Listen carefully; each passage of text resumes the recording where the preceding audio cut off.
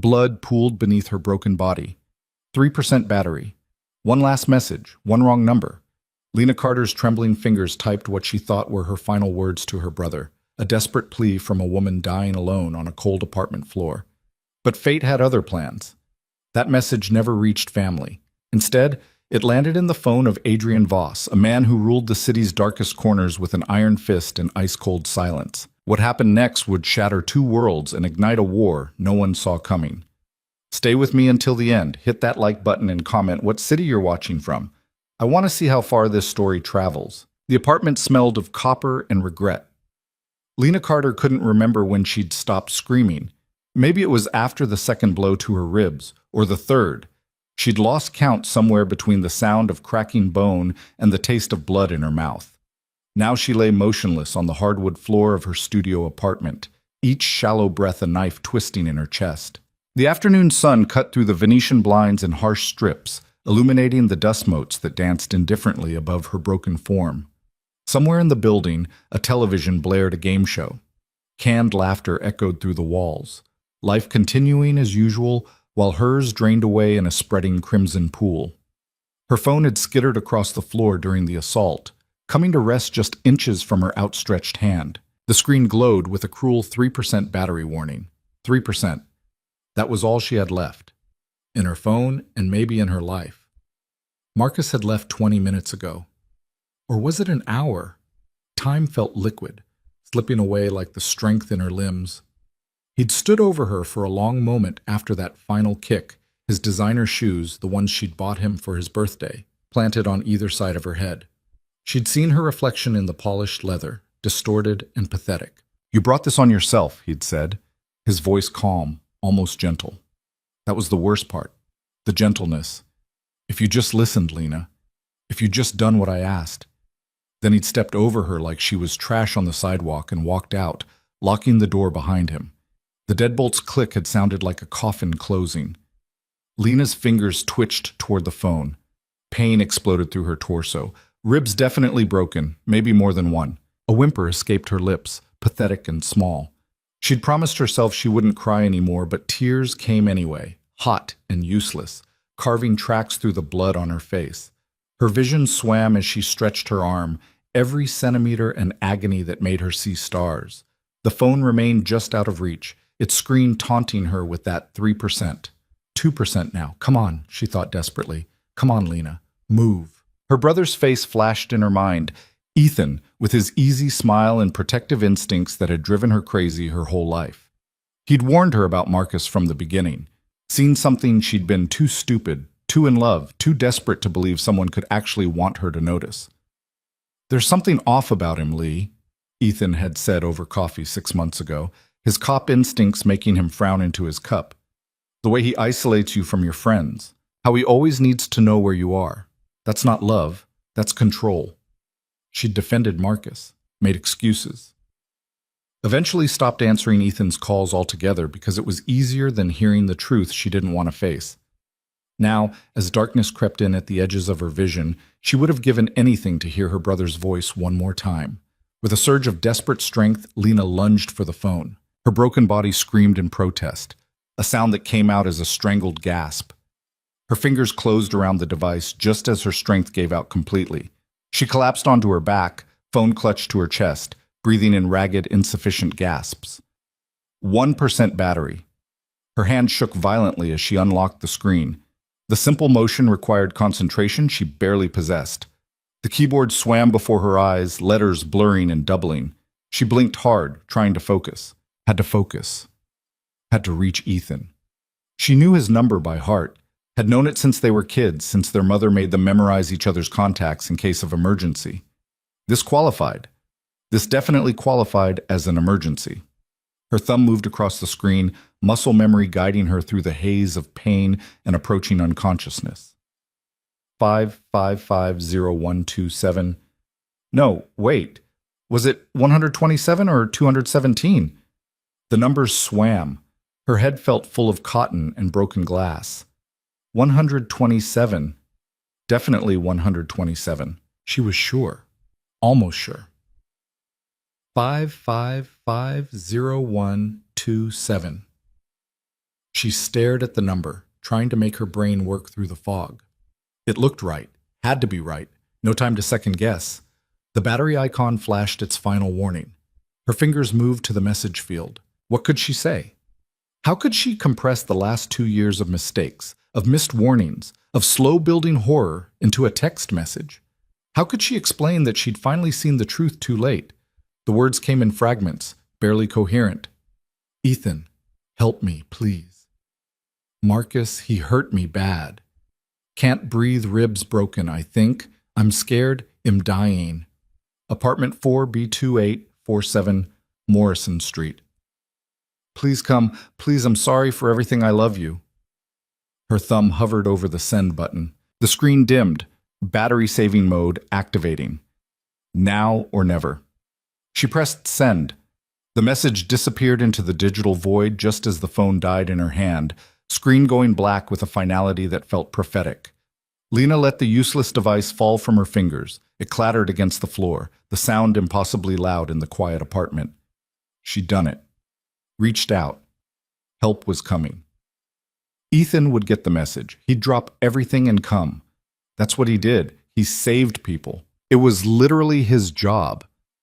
He'd bust down the door if he had to, scoop her up in those strong arms, tell her it was going to be okay, in that certain way he had that made you actually believe it. She just had to hold on, just a little longer. The ceiling above her had a water stain shaped like a butterfly. Lena focused on it, using it as an anchor to consciousness. She'd noticed it the day she moved in, had meant to complain to the landlord. Never got around to it. Now it seemed important to memorize every detail. The way the edges feathered out, the darker center that almost looked three-dimensional. Funny how the brain worked when you were dying, cataloging butterflies while your life bled out onto discount hardwood. Time became meaningless. Seconds or minutes or hours passed. The strip of sunlight moved incrementally across the floor. The game show ended. Another began. Somewhere a dog barked, a door slammed. The building settled into evening routines, keys jingling in locks, the smell of someone's dinner wafting through the vents, footsteps overhead. Normal sounds. A normal day ending normally for everyone but her. Lena's breathing grew shallower.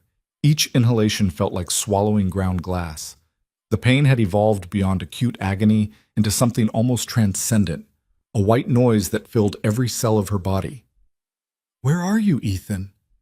Maybe he was already on his way. Maybe he'd gotten stuck in traffic. The precinct was across town, 20 minutes on a good day, 45 in rush hour. It was... What time was it? Late afternoon, early evening? The light suggested dusk approaching. Hurry, she thought. Please hurry. Her eyelids grew heavy. So heavy. Maybe if she closed them for just a moment. No, stay awake. Stay conscious. Help was coming. But the darkness was persuasive, pulling at her with gentle insistence. It would be so easy to let go, to stop fighting, to sink into that welcoming blackness where nothing hurt and nothing mattered. The butterfly on the ceiling began to move, wings slowly opening and closing. Lena watched it, mesmerized. Beautiful. Everything was becoming beautiful and distant and soft around the edges. She barely heard the footsteps in the hallway.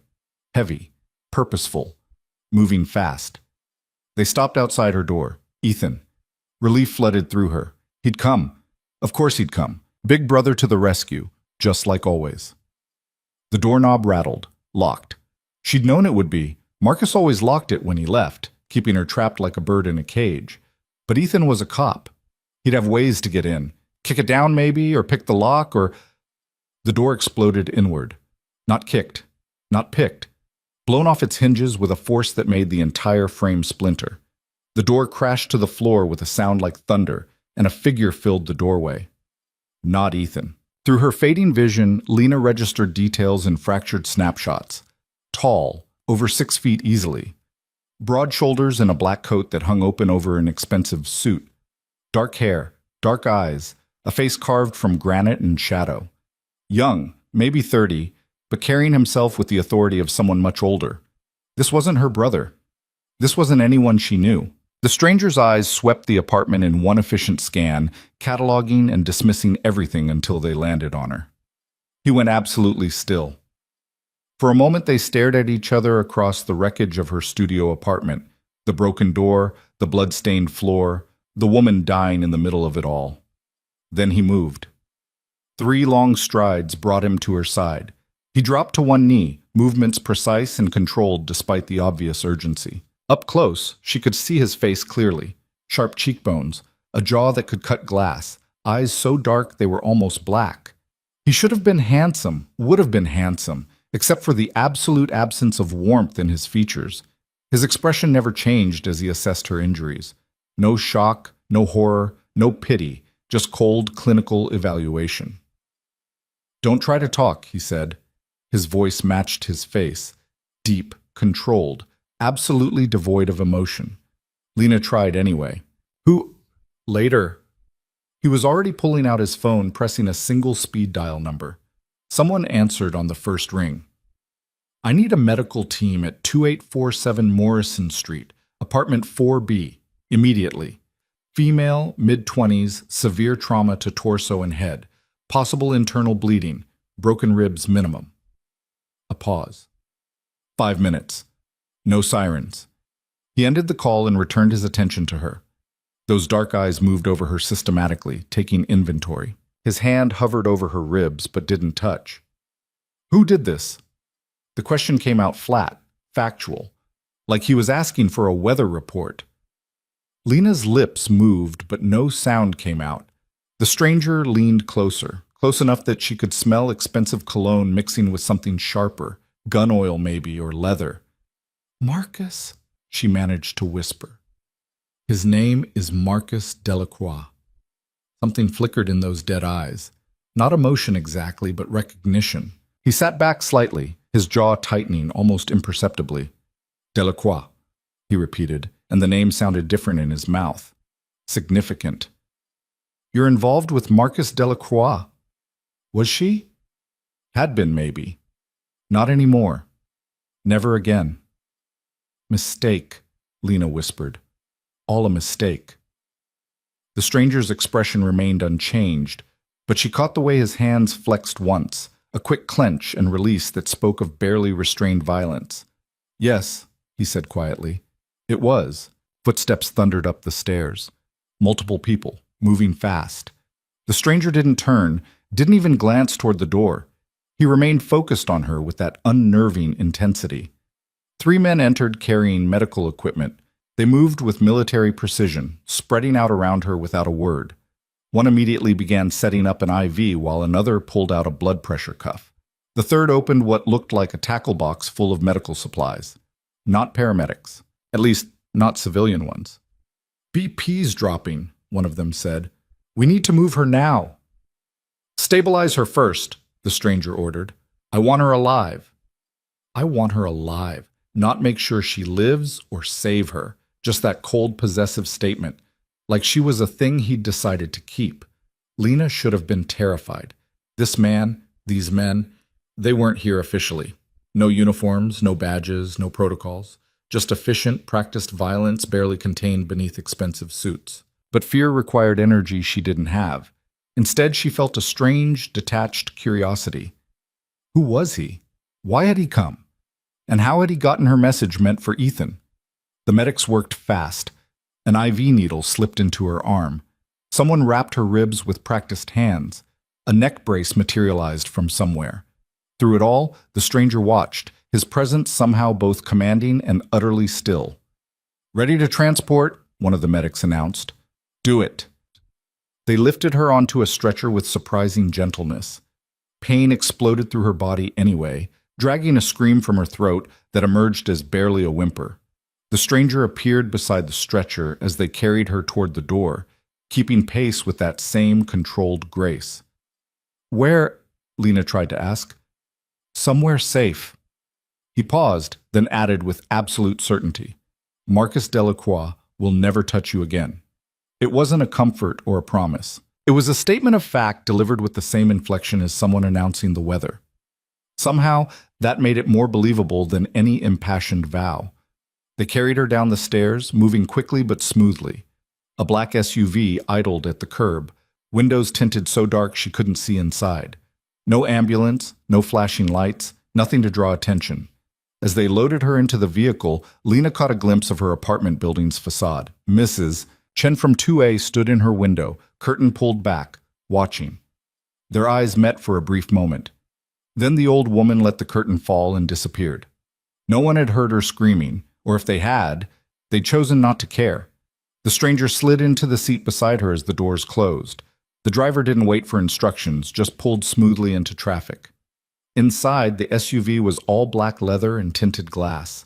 A mobile fortress. Lena's vision was fading again, the darkness she'd been fighting pulling her under with irresistible force. She struggled against it, trying to stay conscious, to understand what was happening. "Sleep," the stranger said. It wasn't permission, it was a command. "You're safe now." "Don't know you," Lena managed, words slurring. "Why did you come?" For the first time, something almost like emotion crossed his face. Not quite a smile, not quite regret. Something older and more complicated. "You sent me a message," he said quietly, pulling out a phone. Her text message displayed on the screen. "You asked for help." The numbers swam before her fading vision. 5550127. No, that was wrong. Ethan's number was 217, not 127. She'd been so sure, but pain and panic had scrambled the digits in her dying mind. "Wrong number," she whispered. "No." The stranger looked at her with those fathomless dark eyes. "I don't believe in accidents. You reached exactly who you were meant to reach." "Who are you?" "Adrian Voss." The name meant nothing to her, but the way he said it suggested it should, like announcing he was death or destiny or some other fundamental force. "Why?" she asked, consciousness slipping away fast now. "Why save me?" Adrian Voss was quiet for a long moment. The city streamed past outside the tinted windows, lights and life and a world that had kept spinning while she'd bled out on her floor. "Because," he finally said, so quietly she almost didn't hear, "someone once sent me a message too. And no one came." Lena wanted to ask more, to understand, but the darkness finally won. Her eyes closed and she sank into unconsciousness to the rhythm of the SUV's engine and the strange comfort of a killer's protection. She didn't see Adrian's hand flex again, that same barely controlled violence. Didn't see him pull out his phone and type a single text to a number labeled "Only Cleanup." "Marcus Delacroix. I want everything." The response came within seconds. How deep? Adrian looked at the unconscious woman on the stretcher, broken and bleeding because she'd loved the wrong man, because she'd been convenient and controllable and alone. "All the way down," he typed back. "I want to know every breath he's taken for the last 5 years." He put the phone away and settled back in his seat, eyes fixed on nothing. Marcus Delacroix. The name rattled around in his memory, pulling up fragments. Delacroix Industries. A mid-level operation running on the edges of several larger territories. Arms dealing, money laundering, the usual portfolio. Not significant enough to be a threat, but connected enough to be useful. And now, apparently, connected to something that had made Adrian Voss break his own rules. He didn't save people, didn't play hero. That wasn't who he was or what he did. Adrian Voss was a ghost in expensive suits, the name whispered in back rooms and boardrooms when other names were too dangerous to speak.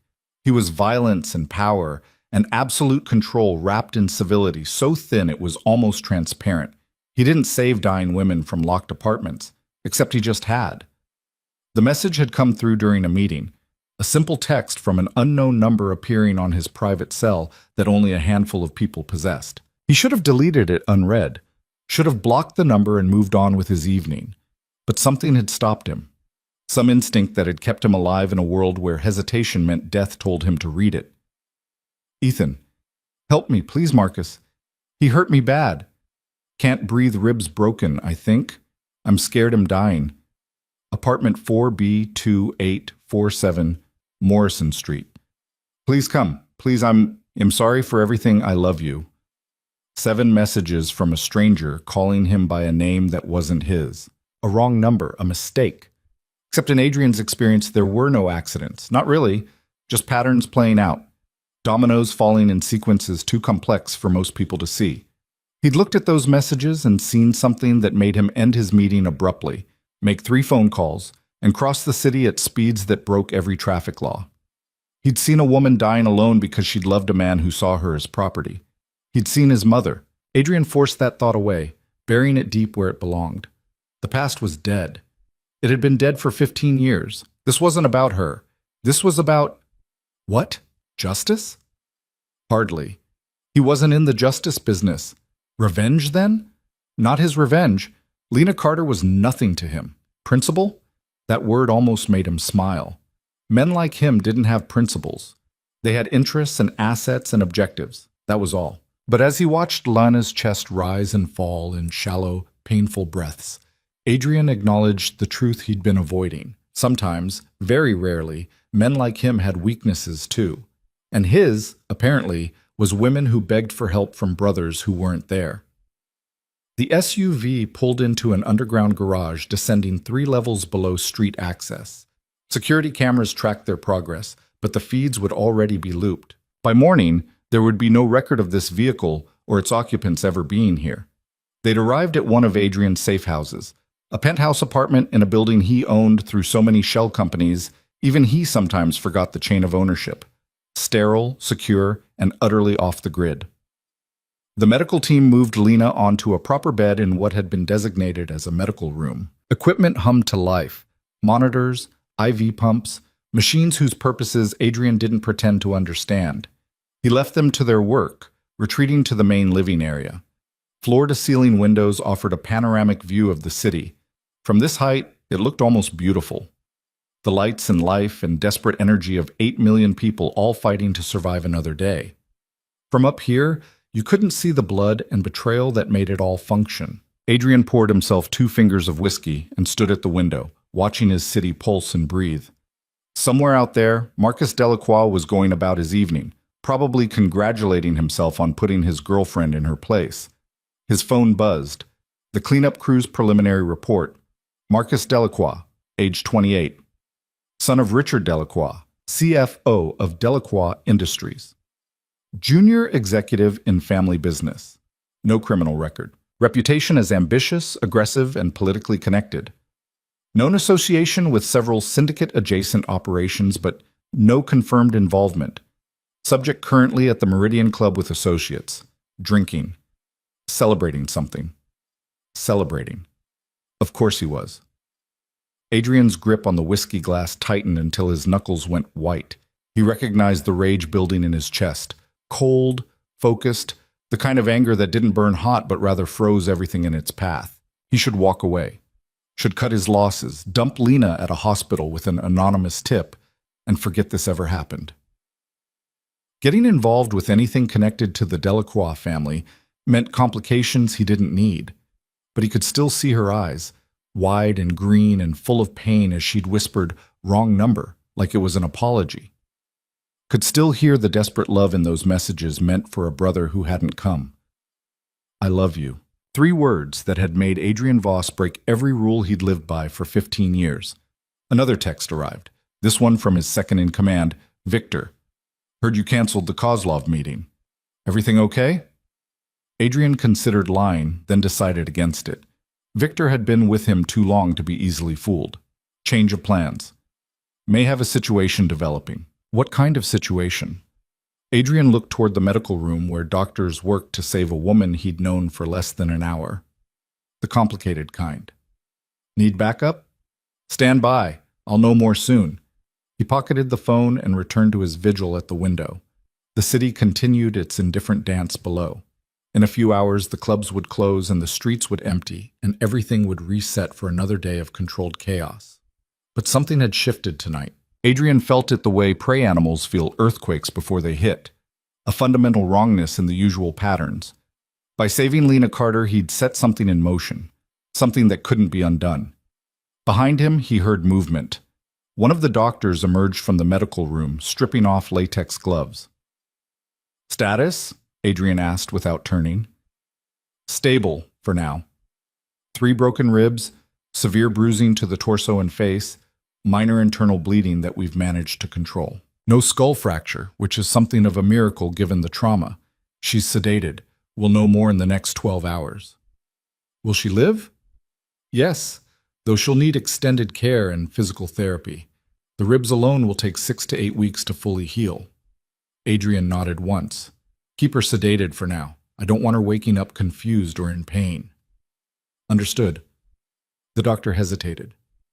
Sir, given the nature of her injuries, there's going to be questions. The police won't be an issue, Adrian interrupted. Focus on keeping her alive. I'll handle everything else. The doctor knew better than to argue. He nodded and returned to the medical room, leaving Adrian alone with his city and his choices. The whiskey burned going down. Adrian finished it in one swallow and poured another, then pulled out his phone and opened a secure messaging app. I need a file on Richard Delacroix and Delacroix Industries. Everything. Financial, operational, personal. 7-year look-back minimum. The response was immediate. That's going to raise flags. The Delacroix family has connections to the Volkov organization. Adrian smiled without humor. The Volkov organization. One of 3 major syndicates controlling the city's underworld, ruthless, efficient, and perpetually at war with the other 2, including Adrian's own operation. I'm aware, he typed back. Do it anyway, quietly. This is about the woman? Word traveled fast in his organization. Good. Yes. Is she worth it? Adrian looked toward the medical room again. Was she worth it? Worth potentially igniting a war between organizations? Worth exposing himself to scrutiny he'd spent years avoiding? He thought of her broken body on that floor, the desperate hope in her eyes when she'd first seen him, the way she'd whispered wrong number, like she was apologizing for accidentally asking to be saved. Find out, he typed, and put the phone away. The night stretched ahead, full of possibilities and dangers. Somewhere in the city, Marcus Delacroix was drinking and laughing, secure in the belief that he'd successfully put an uppity woman in her place. Somewhere else, Richard Delacroix was conducting business, unaware that his son had just become a liability. And here, 40 stories above the streets, a man who'd spent 15 years becoming something barely human stood guard over a stranger he'd chosen to save. Adrian didn't believe in accidents or fate or divine intervention. He believed in power and leverage and the cold mathematics of survival. But he also believed that sometimes, very rarely, the universe offered you a chance to be someone different, someone better, someone who saved instead of destroyed. He'd taken that chance tonight. Now he'd see what it cost him. Comment what city you're watching from. I want to see how far Lena and Adrian's story travels across the world. Dawn broke over the city in shades of gray and gold, but 40 stories up, the penthouse remained dark. Adrian hadn't slept. He'd stood at those floor-to-ceiling windows all night, watching the city cycle through its rhythms while his mind worked through scenarios and contingencies. The whiskey bottle sat empty on the marble countertop. Behind him, the medical room door opened with a soft click. Doctor. Sarah Chen emerged, still in her scrubs, dark circles under her eyes testimony to her own sleepless night. She'd been Adrian's personal physician for 3 years now, long enough to know when to speak and when silence was safer. She's awake, Sarah said quietly. Adrian turned from the window. Conscious or coherent? Both, asking questions. Sarah paused, choosing her words carefully. She wants to know where she is, who you are, why she's here. What did you tell her? That she's safe, that she nearly died, that someone brought her here to recover. Sarah met his eyes. She's scared, Adrian. Not of you specifically, but of everything. She doesn't understand what's happening. Adrian checked his watch. 6:15 in the morning. Marcus Delacroix had left the Meridian Club at 2:30, drunk and accompanied by 2 associates to a private penthouse in the Diamond District. He was probably still asleep, blissfully unaware that his world was about to collapse. I'll talk to her, Adrian said. Sarah didn't move. She's fragile, physically and emotionally. Whatever you're planning isn't your concern. Adrian's voice remained flat, but Sarah had worked for him long enough to recognize the warning beneath the calm. She nodded once and stepped aside. The medical room had been designed to look less clinical than it was. Soft lighting, comfortable furniture, walls painted in soothing neutrals instead of institutional white. But the equipment clustered around the bed told the real story. Monitors tracking vitals, IV stands, oxygen ready if needed. Lena sat propped against pillows, her face a roadmap of bruises in various stages of healing.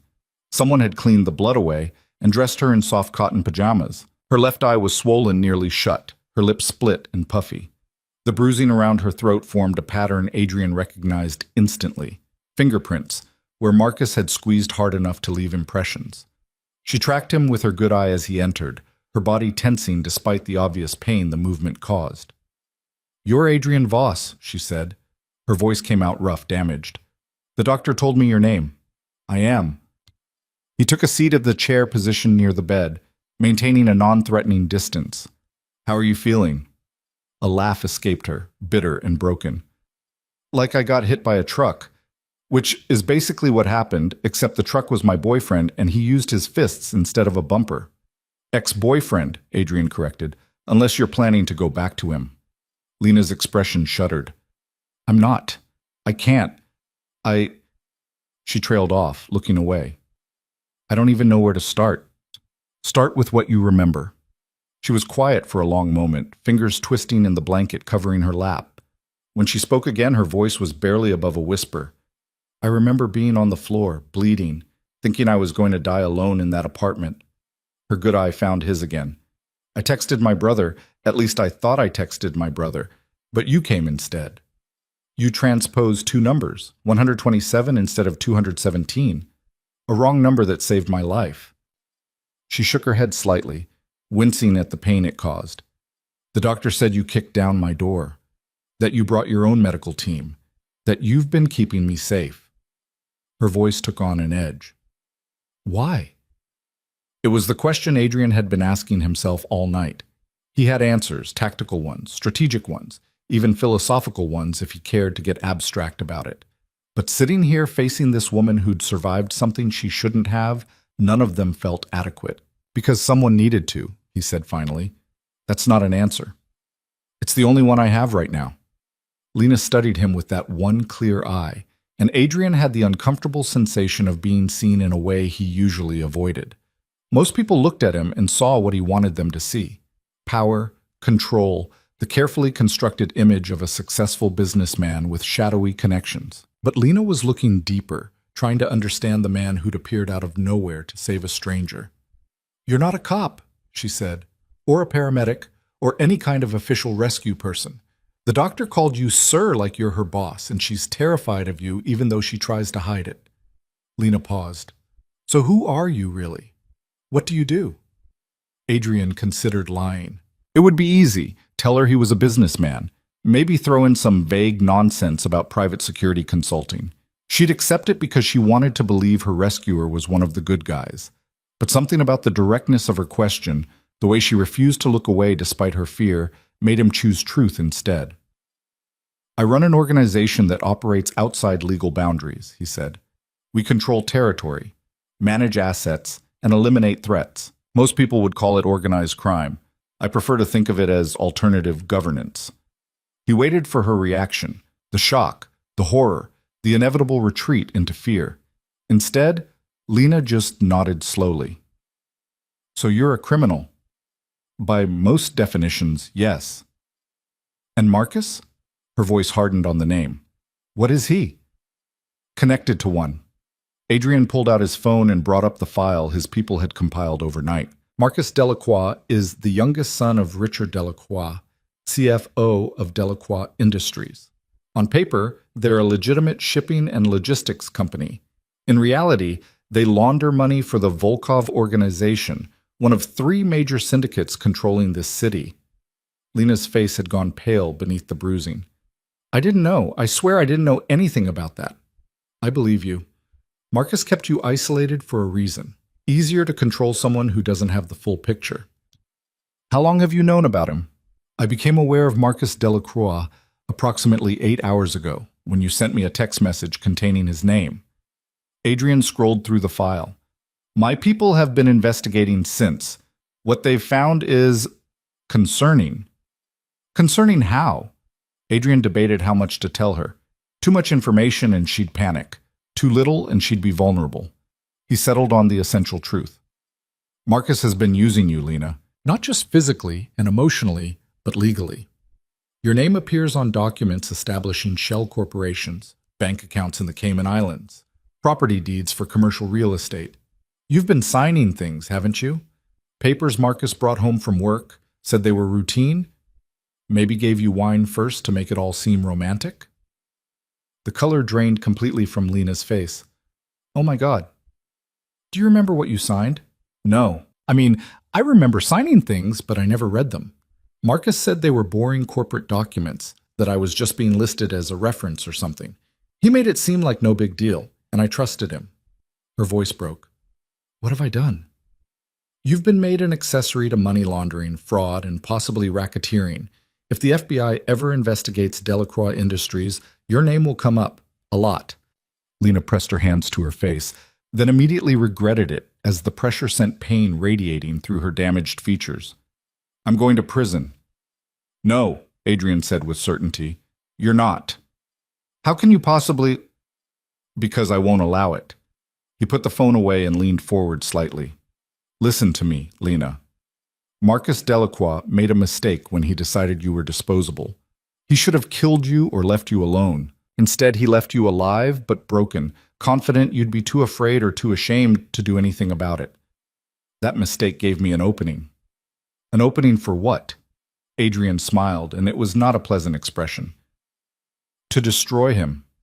Lena stared at him, a complicated mix of emotions playing across her damaged face.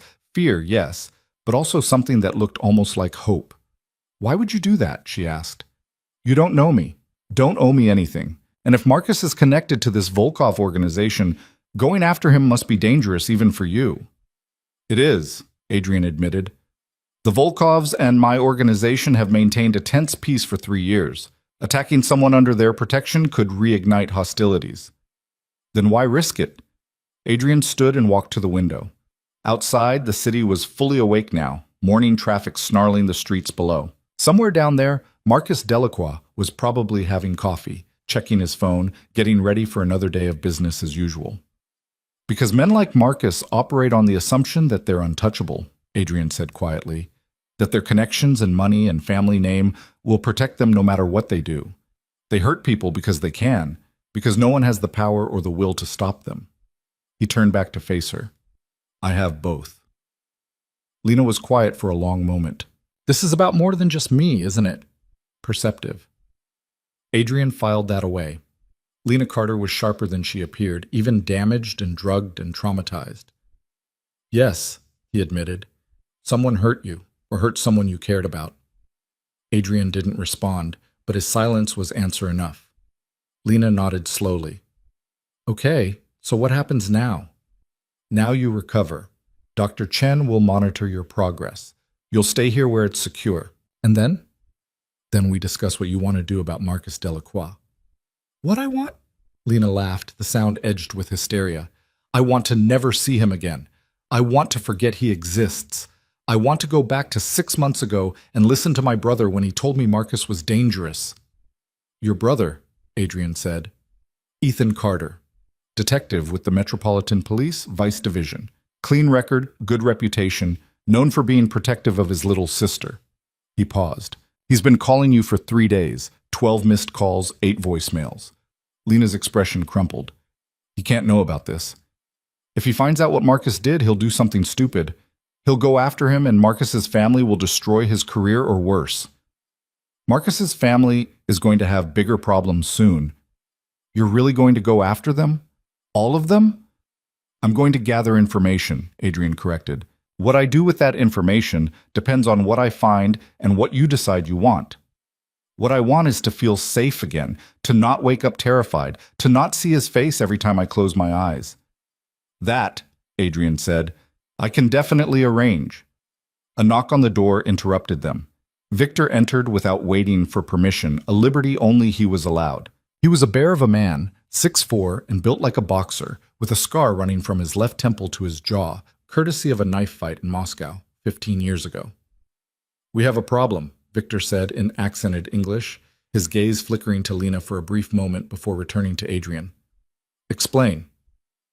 Marcus Delacroix reported a break-in at 2847 Morrison Street last night, filed a police report claiming his girlfriend disappeared and her apartment was vandalized. He's playing the concerned boyfriend, saying he's worried she's been kidnapped. Adrian's expression didn't change, but Lena saw his hands flex once. That same barely controlled violence she'd noticed the night before. Clever, Adrian said. Get ahead of the narrative. If she turns up claiming he attacked her, he's already established an alternative story. There's more. He's offering a $10,000 reward for information leading to her safe return. It's already on the local news. Lena made a small sound of disbelief. He's pretending to care? After what he did? Victor looked at her directly for the first time. Men like Marcus Delacroix are very good at pretending. It's how they operate. They show the world one face while hiding the monster underneath. Victor, Adrian said quietly, a warning in his tone. The big man nodded and turned back to his boss. What do you want to do? Adrian was silent for a moment, thinking. Lena watched the calculation happen behind those dark eyes, weighing variables, assessing risks, planning moves several steps ahead. How much coverage is the story getting? Local news only, but it's building momentum. The angle is concerned boyfriend searches for missing girlfriend. Women are eating it up on social media. Of course they are. Adrian's voice dripped with contempt. Contact our people at Channel 7. I want Marcus Delacroix's financials leaked to their investigative unit. Bank records, transaction histories, everything that shows his connection to illegal activities. Make it look like it came from an anonymous whistleblower. That'll blow back on the girl, Victor said, jerking his chin toward Lena. Her name is all over those documents. Which is why we're going to establish her as a victim before the story breaks. Get me a meeting with Detective Elizabeth Morrison, Internal Affairs. She owes us a favor. She wants you for getting her brother out of that mess in Atlantic City. You really want to cash that in on this? Yes. Victor nodded and pulled out his phone, already making calls as he left the room. Lena struggled to process what she'd just heard. You're going to expose Marcus's crimes by exposing mine? You didn't commit any crimes. You signed documents under false pretenses while in a coercive relationship. That makes you a victim, not a criminal. Adrian sat back down in the chair. But we need to establish that narrative before Marcus can spin it another way. And this detective you mentioned, we'll interview you, document your injuries, and file a report that predates Marcus's bullshit missing person claim. It establishes the timeline in your favor. But what if she arrests me? What if she won't? Detective Morrison is very good at her job, and part of that job is recognizing when the system is being manipulated. She'll see exactly what Marcus is doing. Lena wanted to believe him, wanted to trust that this man who'd appeared out of nowhere had everything under control. But trust had nearly gotten her killed, and she wasn't sure she had any left to give. What if it doesn't work? She asked quietly. What if Marcus convinces everyone I'm the criminal and he's the victim?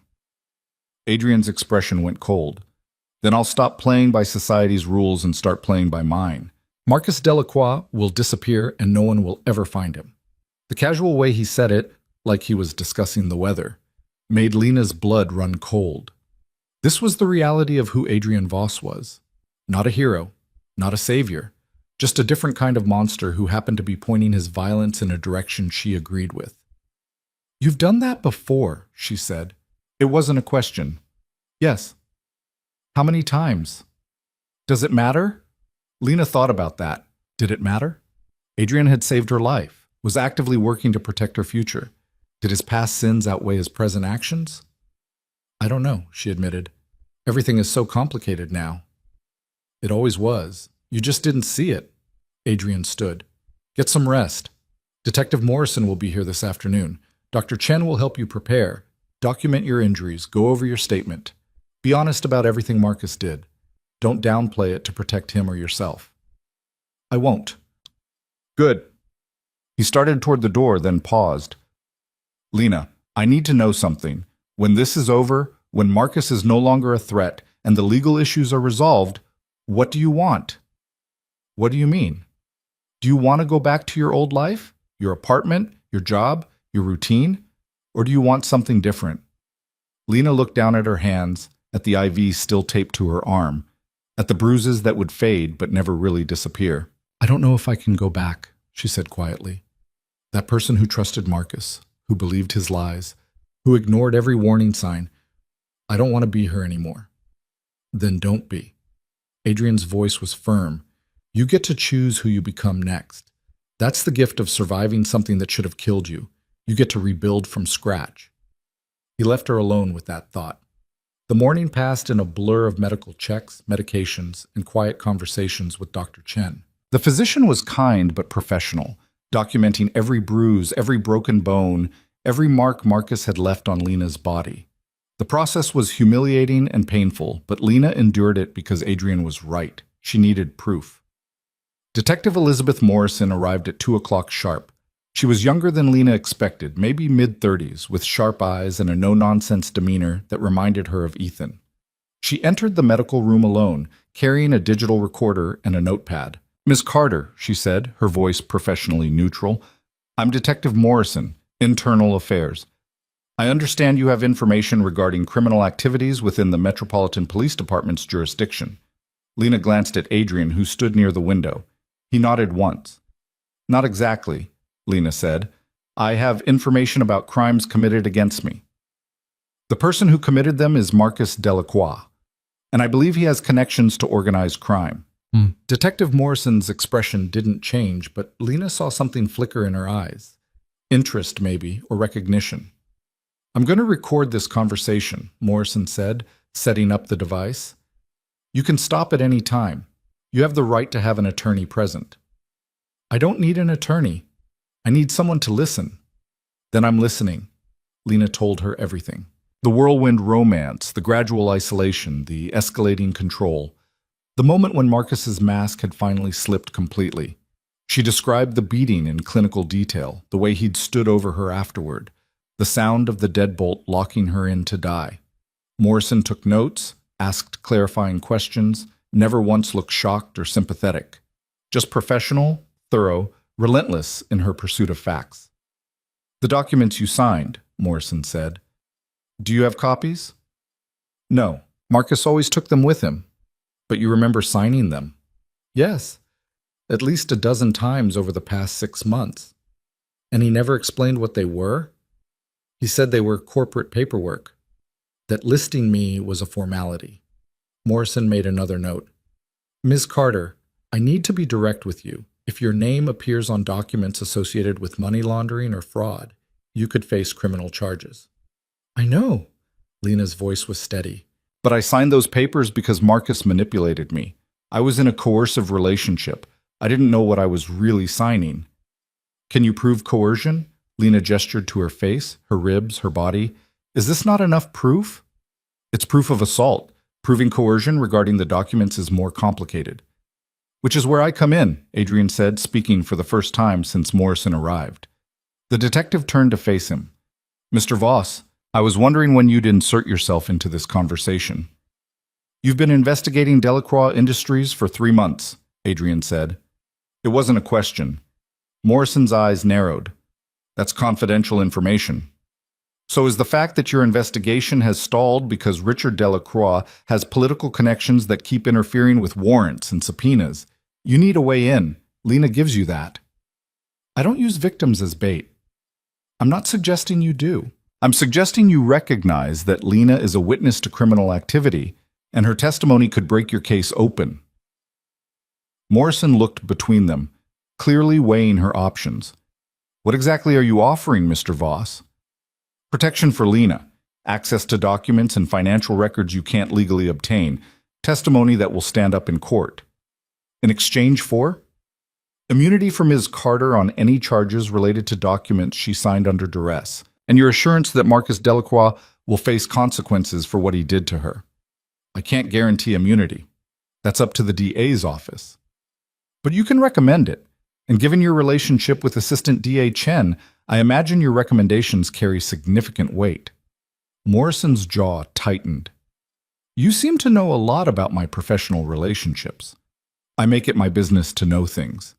And I make it my business to put criminals in prison, Mr. Voss, including ones who operate in gray areas and call themselves businessmen." Adrian smiled. "Then we have a common goal. For today, at least." The detective stood, gathering her recorder and notepad. "Miss Carter, I'm going to need you to come to the station within the next 48 hours to make an official statement. Can you do that?" Lena nodded. "Yes." "Good. In the meantime, stay somewhere safe. If Marcus Delacroix contacts you, do not respond. Document everything but do not engage. He won't be able to contact her, Adrian said. She's under my protection. Morrison gave him a long look. Protective custody with a known criminal. That's a new one. Better than protective custody in a system Marcus's family can manipulate. Morrison didn't argue. She handed Lena a business card. My direct line. Call me if you remember anything else or if the situation changes. After she left, Lena slumped back against the pillows, exhausted. That was intense. You did well, Adrian said. She doesn't trust you. No one trusts me. It's safer that way. Do you trust her? Adrian considered the question. I trust that Detective Morrison wants to take down corrupt operations within her department. Whether that trust extends beyond mutual interest remains to be seen. Lena closed her eyes, suddenly overwhelmed. This is really happening. I'm really doing this. You can still walk away, Adrian said quietly. I can arrange for you to disappear. New identity, new city. Enough money to start over. Marcus would never find you. And he'd never face consequences. No, he wouldn't. Lena opened her eyes and looked at Adrian. Would you still go after him, even if I left? Probably. Why? Because men like Marcus don't stop. If it's not you, it'll be someone else. Another woman who trusts the wrong person. Another victim who dies alone on a dirty floor. You can't save everyone. No, Adrian agreed. But I can save some, and that has to be enough. Lena understood then. This wasn't really about her. It was about all the people Adrian hadn't been able to save. All the times he'd arrived too late or not at all.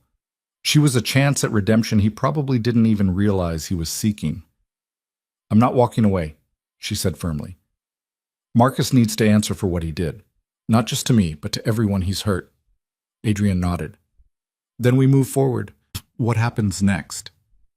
Next, we wait for Marcus to make his next move. He's playing the concerned boyfriend now, but eventually he'll slip. They always do. And when he does, we'll be ready.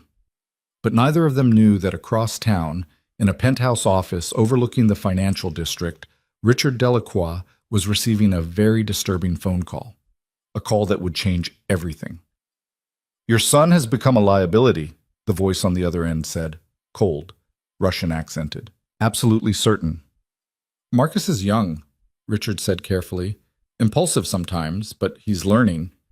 He's sloppy. The situation with the girl, it draws attention. Attention we cannot afford. I'll handle it. I'll handle him. See that you do, or we will handle it for you. The line went dead. Richard Delacroix sat in his leather chair, looking out at the city he'd spent 30 years learning to control. His youngest son had always been the difficult one, brilliant but reckless, ambitious but undisciplined, and now, apparently, stupid enough to leave a witness alive. Richard picked up his phone and dialed. His head of security answered on the first ring. Find the girl, Richard said. Find her before anyone else does. And bring her to me. The call came at 3 in the morning, 4 days after Lena had first opened her eyes in Adrian's safe house. She'd been sleeping fitfully, the way she always did now, half awake, hypervigilant, waiting for danger that never came. When her borrowed phone buzzed on the nightstand, she jolted upright despite the pain it sent shooting through her healing ribs. Unknown number. Her thumb hovered over the decline button, then stopped. Unknown didn't mean dangerous, not anymore. Not here. She answered, Hello? Lena. The voice hit her like a physical blow. Thank God. I've been looking everywhere for you. Marcus. Her entire body went rigid. The phone felt suddenly heavy, burning against her palm like a brand. 4 days of safety, of healing, of believing she might actually survive this, shattered in an instant by the sound of his voice. How did you get this number? Her own voice came out steadier than she felt. That doesn't matter. What matters is that you're okay. Baby, I've been so worried. The police said your apartment was vandalized, that you disappeared. I thought... He paused, and she could almost see him running a hand through his hair, playing the concerned boyfriend. I thought something terrible had happened to you. Lena's free hand clenched in the sheets. Something terrible did happen to me, Marcus. You happened to me. Silence on the other end. Then, I don't know what you're talking about. Yes, you do. You beat me. You broke my rib. You left me to die on my apartment floor. Lena, that's... His voice shifted, took on a soothing quality that used to work on her. Baby, I think you might be confused. Have you seen a doctor? Hit your head, maybe? Because what you're describing never happened. The gaslighting was so smooth, so practiced. A month ago, it might have worked. She might have questioned her own memory, wondered if the trauma had twisted the truth. But she'd seen the medical reports, seen the photographs Chen had taken, had 3 broken ribs and a face full of bruises that told a story Marcus couldn't rewrite. I'm not confused, she said, and I'm not coming back. Come back? Marcus laughed, the sound wrong, too sharp, edges showing through the facade. Who said anything about coming back? I just want to make sure you're safe. Where are you? Before Lena could respond, her door opened. Adrian stood in the doorway, fully dressed despite the hour. He'd probably been awake, probably heard her phone ring. His eyes met hers, a silent question in them. She nodded once. Adrian crossed the room in 3 strides, holding out his hand. Lena passed him the phone. Marcus Delacroix, Adrian said, his voice flat and cold. This conversation is over. Who the hell is this? Marcus's smooth persona cracked completely. Put Lena back on. Now. No. Listen, I don't know who you are or what lies she's told you, but Lena is my girlfriend, and she's not well. She needs help. What she needs, Adrian interrupted, is to never hear your voice again. Lose this number. In fact, lose any thought of contacting her at all. Consider this your only warning. Marcus's laugh was harsh, ugly. A warning? Do you have any idea who my family is? Who I'm connected to? The Volkov organization. Yes, I'm aware. The silence that followed was thick with shock. Lena watched Adrian's face, saw nothing there but cold certainty. You're making a mistake, Marcus said finally, his voice low and dangerous. A big one. Lena belongs to me. Whatever you think you're doing, playing hero or white knight or whatever, it ends badly for you. No, Adrian said, it ends badly for you. Because unlike Lena, I'm not afraid of your connections, or your family name, or the organizations you hide behind. Touch her again, contact her again, even think about her again, and I will dismantle everything you've built. Your reputation, your business, your life. All of it. You can't... Adrian ended the call and powered down the phone completely. He handed it back to Lena, his expression unreadable. He'll try again, she said quietly. I know, which is why tomorrow we're moving you. Moving me where? Somewhere even more secure. Marcus knowing this number means someone leaked information. I need to identify the source before we can proceed.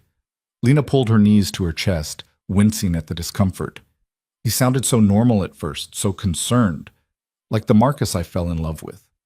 That's the mask, Adrian said, sitting in the chair beside her bed. The person you fell in love with never existed. He was a construct designed to gain your trust and compliance. What you just heard was the real Marcus, the one who sees you as property he's lost control of. I knew that. Intellectually, I knew that. But hearing his voice, she trailed off, fighting tears. I hate that part of me still reacts to him. That's not weakness. That's trauma. It takes time to rewire the patterns abuse creates. Lena looked at him, this man who spoke about trauma like he understood it from experience. How do you know so much about this? Adrian was quiet for a long moment. My mother was in a relationship like yours, except no one saved her. By the time I was old enough to try, it was too late. I'm sorry. Don't be. It was a long time ago. But the way he said it, flat, emotionless, suggested it wasn't long enough. Is that why you saved me? Because of her? Partially. Adrian stood, moving to the window. Dawn was starting to break, painting the sky in shades of pink and gold. But also because I've spent 15 years building an empire on violence and control. Sometimes I wonder if I'm any different from the men I claim to oppose. You are, Lena said firmly. You saved me when you had no reason to. Marcus hurt me because he could. That's the difference. Adrian turned to look at her, something complicated passing across his features. You have more faith in me than I deserve. Maybe. Or maybe you just need someone to see the parts of yourself you try to hide. Before Adrian could respond, Victor appeared in the doorway, his expression grim. "We have a situation," he said. Adrian's demeanor shifted instantly, becoming colder, more focused. "Explain." Delacroix Security has been asking questions, bribing doormen, checking hotel registries, running facial recognition scans on city cameras. They're looking for her. "How aggressive?" "Very.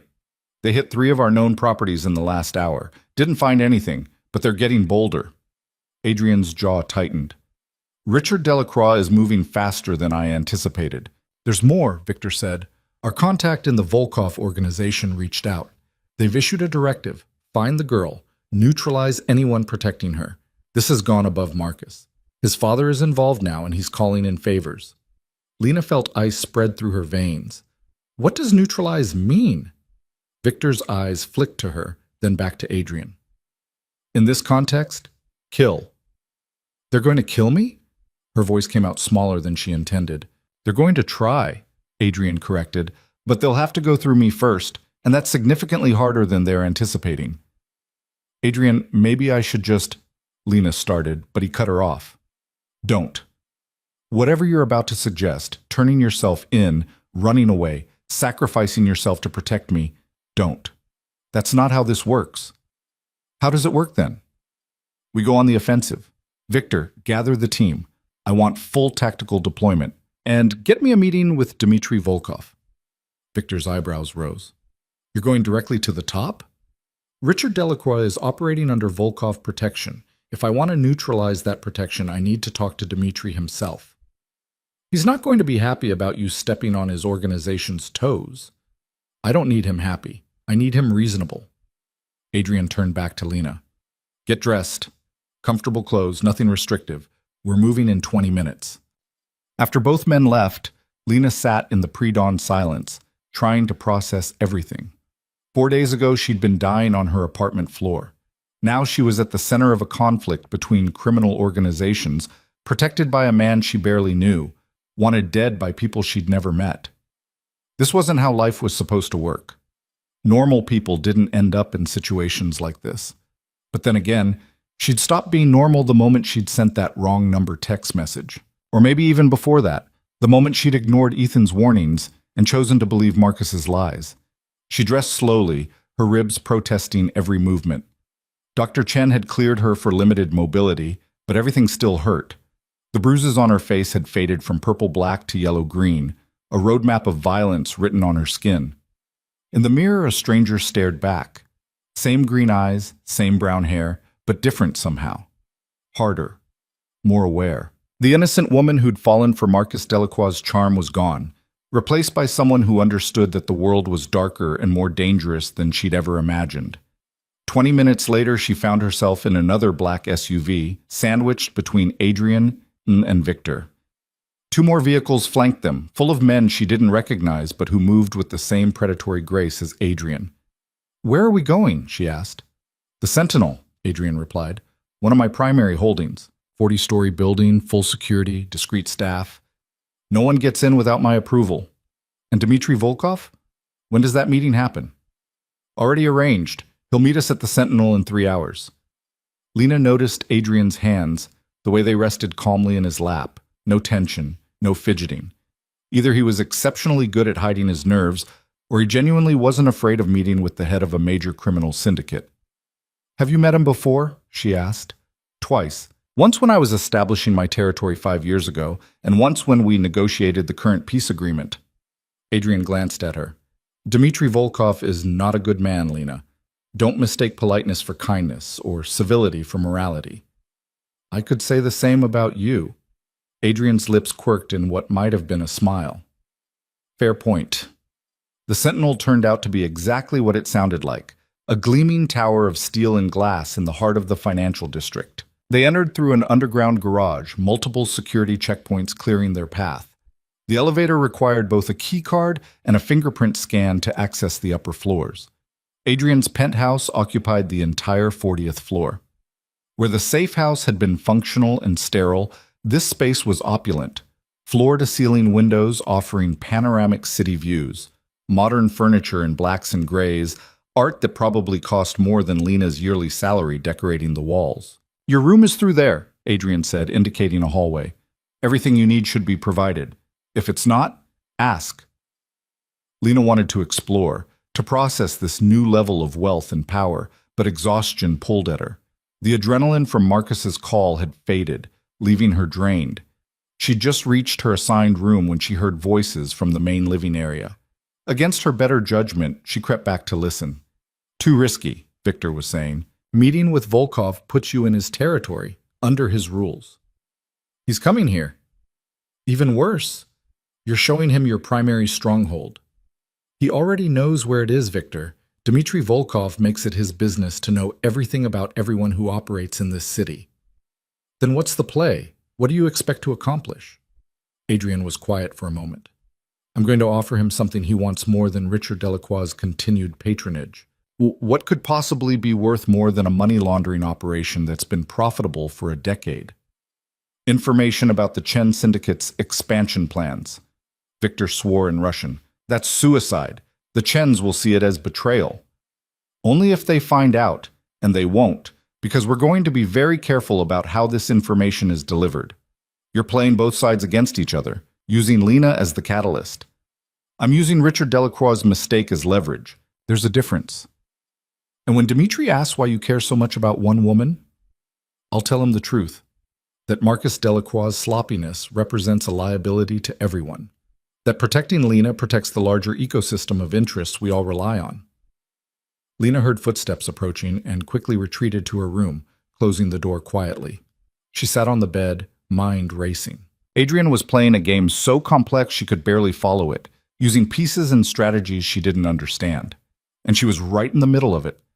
The next 3 hours passed in tense anticipation.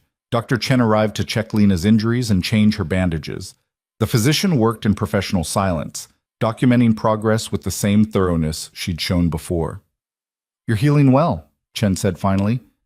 Better than expected, actually. The ribs should be fully mended in another month. And the bruises? Fading. Another week and you'll look almost normal. Chen paused. Physically, at least. The psychological trauma takes longer. I know. Chen packed up her medical bag. Mr. Voss asked me to make sure you understand what's happening today. The meeting with Dmitry Volkov, it's dangerous. Not physically, necessarily, but politically. Everything you say, every reaction you have, will be analyzed and used. I'm just supposed to sit there and look traumatized? You're supposed to be yourself. That's what Adrian needs. Authenticity. Dmitry Volkov can spot a performance from a mile away, but genuine emotion, genuine trauma, that he'll believe. After Chen left, Lena stood at the window, looking out at the city. Somewhere down there, Marcus was going about his day, probably confident his father would fix this problem the way he fixed everything. Somewhere else, Ethan was working his shift, still calling her phone, still leaving messages she couldn't bear to listen to. And here she was, 40 stories up, waiting to meet a crime lord who might decide her fate with a word. At exactly noon, the elevator chimed. Lena heard voices, Adrian's controlled tone, and another voice, deeper, with a Russian accent that reminded her of Victor but carried more weight. Mr. Voss, your building is as impressive as I remember. Mr. Volkov, thank you for coming. How could I refuse such an intriguing invitation? You mentioned a matter of mutual interest. Lena's door opened. Adrian stood there, his expression unreadable. It's time. She followed him into the living area, where a man stood silhouetted against the windows. Dmitry Volkov was not what she expected. She'd imagined someone old, weathered by years of violence. Instead, he appeared to be in his early 50s, well-dressed in a charcoal suit, silver threading his dark hair. He looked like a successful businessman, not a criminal mastermind. But his eyes, cold gray, calculating, told the real story. Ms. Carter, Dmitry said, his accent making her name sound foreign. I've heard much about you in the past few days. I wish I could say the same, Lena replied, surprised by her own steadiness. Dmitry smiled. Honesty. How refreshing. He turned to Adrian. She is not what I expected. What did you expect? Someone more, broken, given what my associate's son did to her. He gestured to the seating area. Shall we? They sat, Adrian and Lena on one sofa, Dmitri across from them. Victor stood near the door, a silent sentinel. The air felt thick with tension, every word weighted with implications Lena could only partially grasp. I assume you know why Marcus Delacroix beat Ms. Carter nearly to death, Adrian said, skipping any pretense of small talk. I know what Richard told me, that the girl was unstable, threatened to expose business secrets, became violent when confronted. All lies, Lena said, anger overriding her fear. Marcus beat me because I questioned him, because I was starting to see through his control. Dmitri studied her with those cold eyes. You signed documents, made yourself complicit in activities you claim not to understand. I signed papers my boyfriend asked me to sign. I trusted him. A mistake. Yes, one I'll never make again. Something flickered in Dmitri's expression, not quite approval, but acknowledgement. You have spirit. I can see why Adrian chose to protect you. I protect her because Marcus Delacroix is sloppy, Adrian said. He left a witness alive, filed a false police report, drew attention to operations that function best in shadow. His father is scrambling to clean up the mess, but the damage is done. And you believe this justifies interference with Volkov business? I believe Richard Delacroix is a liability you can't afford. The police are already investigating Delacroix Industries. When they find what Lena signed, and they will, it all traces back to your money laundering operation. Dmitri's expression didn't change, but Lena felt the temperature in the room drop several degrees. That sounds very much like a threat, Mr. Voss. It's an observation. The question is whether you want to control the narrative or let Richard Delacroix's incompetence destroy a profitable arrangement. Dmitri was quiet for a long moment, his fingers steepled beneath his chin. What do you propose? Cut the Delacroix family loose, pull your protection. Let the legal system handle Richard and Marcus as they deserve. In exchange for? I give you advance intelligence on the Chen Syndicate's expansion into the shipping district. Full details, locations, personnel, timelines, everything you'd need to shut them down before they establish a foothold. Lena saw Victor stiffen slightly. This was the play Adrian had mentioned, trading information for protection withdrawal. Dangerous, delicate, requiring trust between parties who fundamentally didn't trust anyone. Dmitri smiled slowly. You're asking me to choose between a decade-long business relationship and intelligence that may or may not be accurate. The intelligence is accurate, and the Delacroix relationship is already compromised. I'm offering you a way to come out ahead. By throwing Richard to the wolves. Richard threw himself to the wolves when he failed to control his son. I'm just pointing out where the wolves are gathering. Dmitri stood, walking to the window. He looked out at the city. Silent for so long, Lena began to worry the negotiation had failed. Marcus Delacroix is a problem, Dmitri said finally. This is true, but problems can be solved many ways. Why should I trust your solution over one of my own? Because my solution lets you maintain plausible deniability, Adrian replied. The Delacroix family falls due to legal pressure, not Volkov betrayal. Your other business relationships remain intact. You look clean. And what do you get out of this arrangement? Adrian glanced at Lena. She goes free, no charges, no threats, no revenge from the Delacroix family. She rebuilds her life without looking over her shoulder. Dmitri turned from the window, his gray eyes moving between them. You care for this woman. I care about justice. Liar. But Dmitri said it almost fondly. You care for her specifically. I can see it in the way you position yourself between us, the way your hand flexes when I look at her too long. This is personal for you. Adrian didn't deny it. Does it matter? It makes you predictable. Predictability is a weakness. Or a strength. You know I'll follow through because my investment is personal. Dmitri considered this, then nodded slowly. I will think about your proposal, but I want the Chen intelligence first. Proof of its value. Half now, half when you withdraw Delacroix protection. All now, or no deal? Adrian shook his head. That leaves me with no leverage. Half now. It will be enough to verify accuracy. They stared at each other, two predators measuring strength and resolve. Finally, Dmitri smiled. Very well. Half now. But if you're lying to me, Mr. Voss, the consequences will be severe for both of you. I don't lie about business. We'll see. Dimitri moved toward the elevator. I'll have an answer for you within 48 hours. In the meantime, keep Ms. Carter close. There are those in my organization who won't wait for my decision. After he left, the tension in the room deflated like a punctured balloon. Victor exhaled heavily. That went better than expected, he said. Or worse, Adrian replied.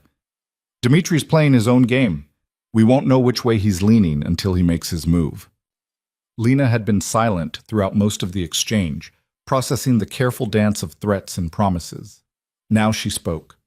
You just painted a target on both our backs. The target was already there, I just made it harder for them to take the shot. And if Dimitri decides to eliminate us both, solve his problem with violence instead of negotiation? Adrian looked at her, his dark eyes intense. Then we fight, and we win. Because losing isn't an option I'm willing to consider. Lena wanted to believe him, wanted to trust in the cold certainty he projected. But she'd seen enough of this world now to know that confidence didn't guarantee survival. What happens in the next 48 hours, she asked. We prepare for either outcome. If Dimitri agrees, we move forward with exposing the Delacroix family. If he doesn't, Adrian trailed off.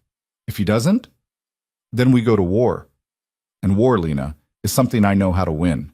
The call came 36 hours later, 12 hours ahead of Dimitri's promised timeline. Lena was in the kitchen attempting to make coffee when she heard Adrian's phone ring. She'd learned to read the subtle shifts in his posture, the way his shoulders tightened fractionally when something important was happening. He answered without greeting. Yes. Even from across the room, Lena could hear the accented voice on the other end. Dmitri Volkov, his tone measured and final. The Delacroix family is no longer under Volkov protection, effective immediately. I've informed Richard that his services are no longer required. Adrian's expression didn't change, but Lena saw his hand relax slightly. And the second half of our agreement? Will be honored once I verify the Chen intelligence proves accurate. Initial reports suggest it is. Well played, Mr. Voss. Business is business. Indeed. However, I feel compelled to warn you. Richard Delacroix is not a man who accepts loss gracefully. Removing our protection does not remove his resources or his anger. What happens next is beyond my control. Understood. One more thing. The girl, she is stronger than I expected. Do not waste that strength on revenge. Revenge is expensive and rarely satisfying. A pause. I speak from experience. The line went dead. Adrian lowered the phone slowly, his dark eyes finding Lena across the kitchen island. For a moment, neither of them spoke, the magnitude of what had just happened settling between them like a physical presence. It's done, she said quietly. He agreed. He did. So Marcus and his father, they're vulnerable now. Very. Adrian pocketed his phone. Which makes them desperate, and desperate men are dangerous. As if summoned by the words, Victor burst through the door, his scarred face tight with urgency. We have a problem. Richard Delacroix just liquidated $15 million in assets. Cash withdrawal, offshore transfers, the works. He's preparing for something big. War or flight? Adrian asked. Unknown, but his security team has tripled in the last hour. Ex-military contractors, serious hardware.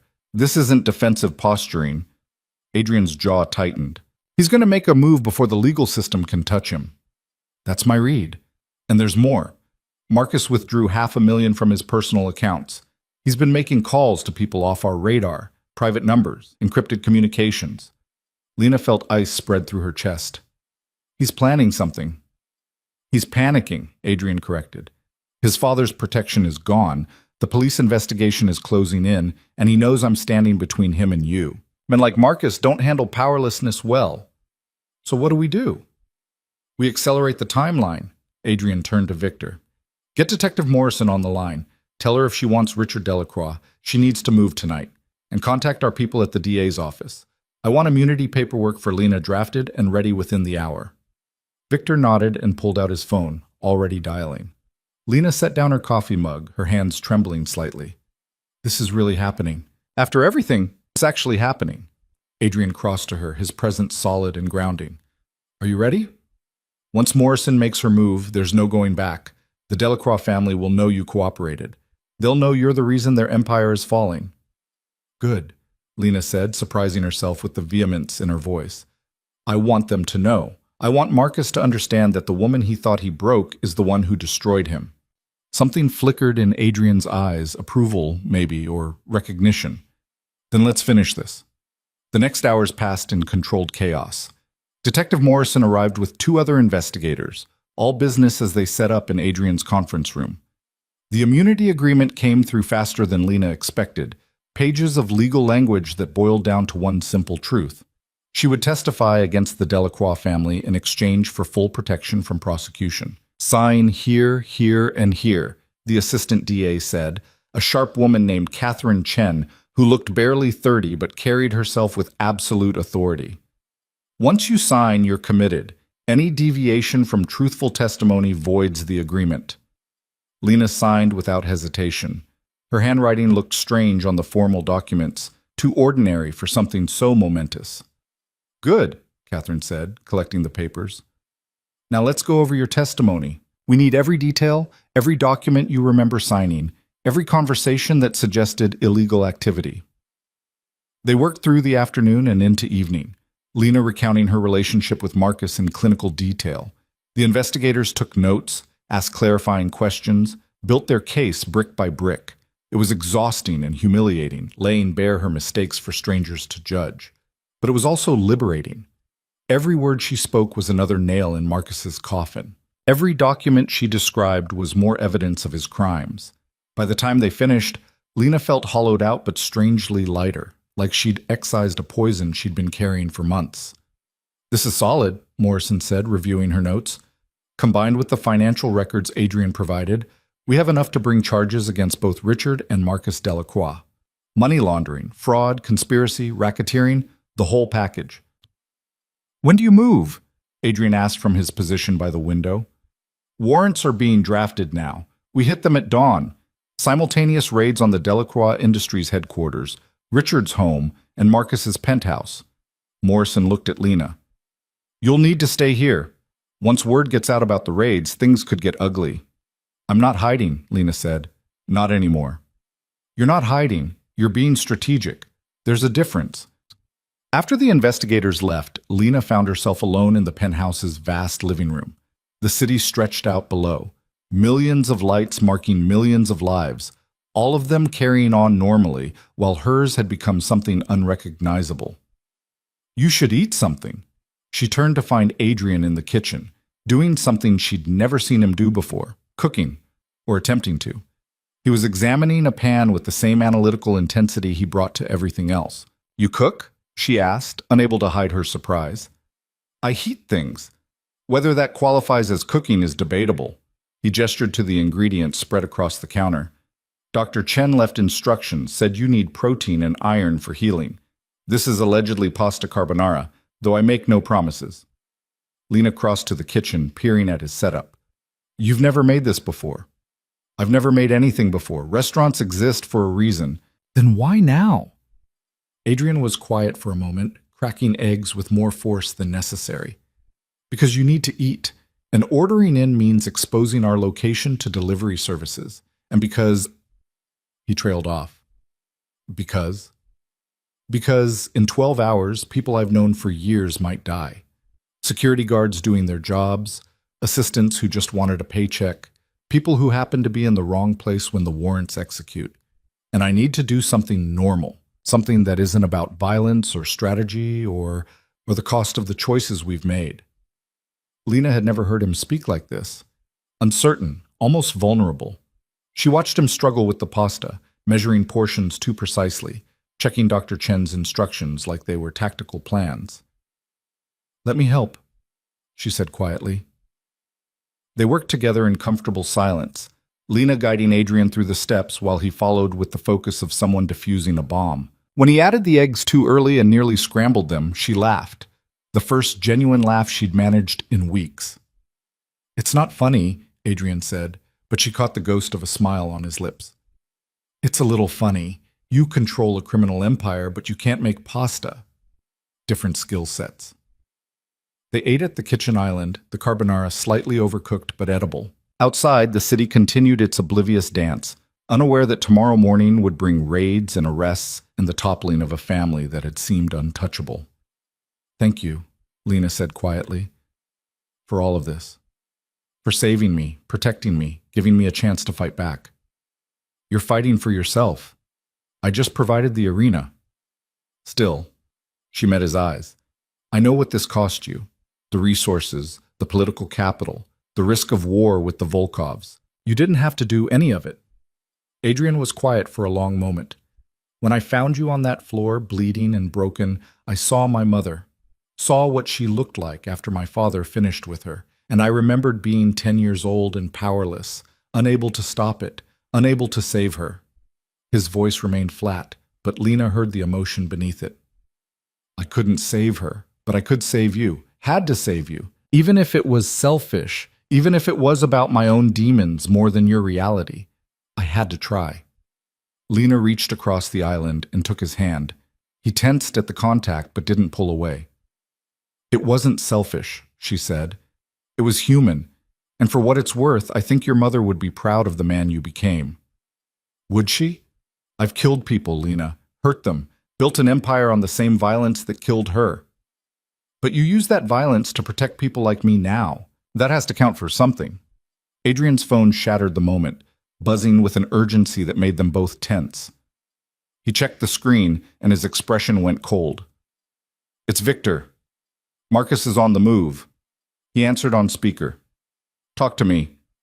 Marcus just left his penthouse with 4 men, armed, professional. They're heading toward the financial district. "Toward us?" "Can't confirm, but the trajectory matches. ETA 20 minutes if they don't hit traffic." Adrian's eyes met Lena's. "How did he find this location?" "Unknown, but boss, there's something else. We intercepted communications. Marcus isn't coming to negotiate. He's coming to end this. His words, 'If I can't have her, no one can.'" Lena felt her blood turn to ice.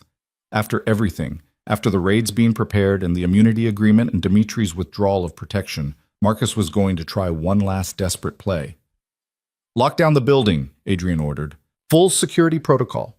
No one in or out without my authorization. And get our people in position. If Marcus wants a fight, we'll give him one." "Copy that. And Adrian, be careful.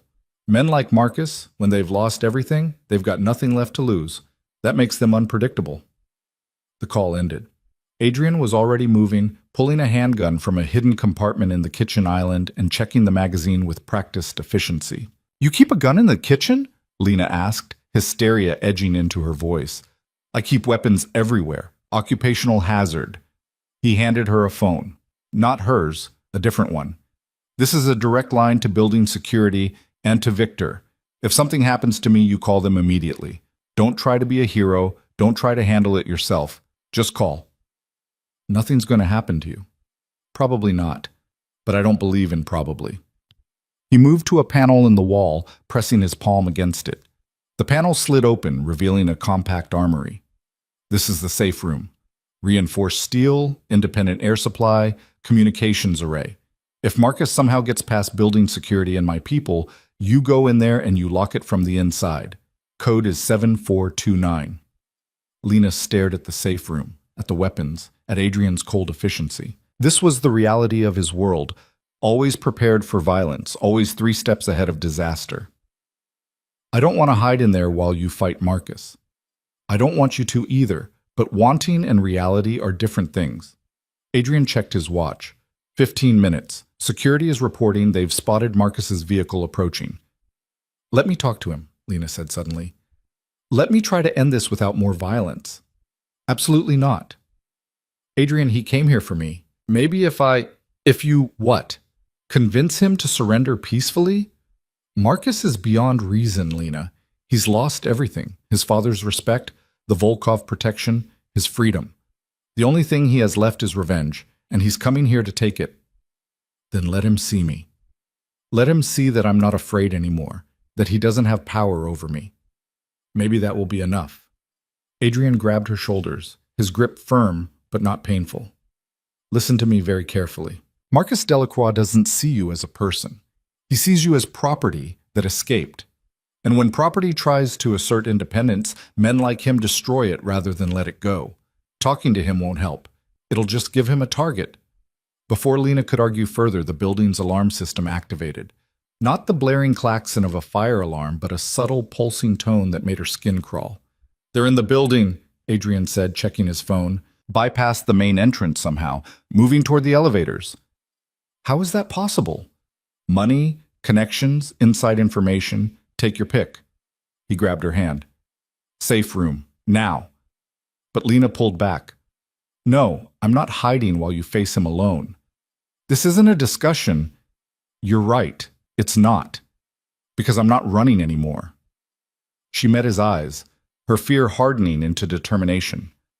"Marcus has controlled every aspect of my life for 2 years, made me afraid, made me small, made me doubt myself. I won't let him do it again, even if it's dangerous, even if it's stupid. I need to face him. I need him to see what he failed to break." Adrian stared at her, conflict playing across his features. Finally, he nodded once. "Stay behind me. Do exactly what I say, when I say it. Understand?" "Yes."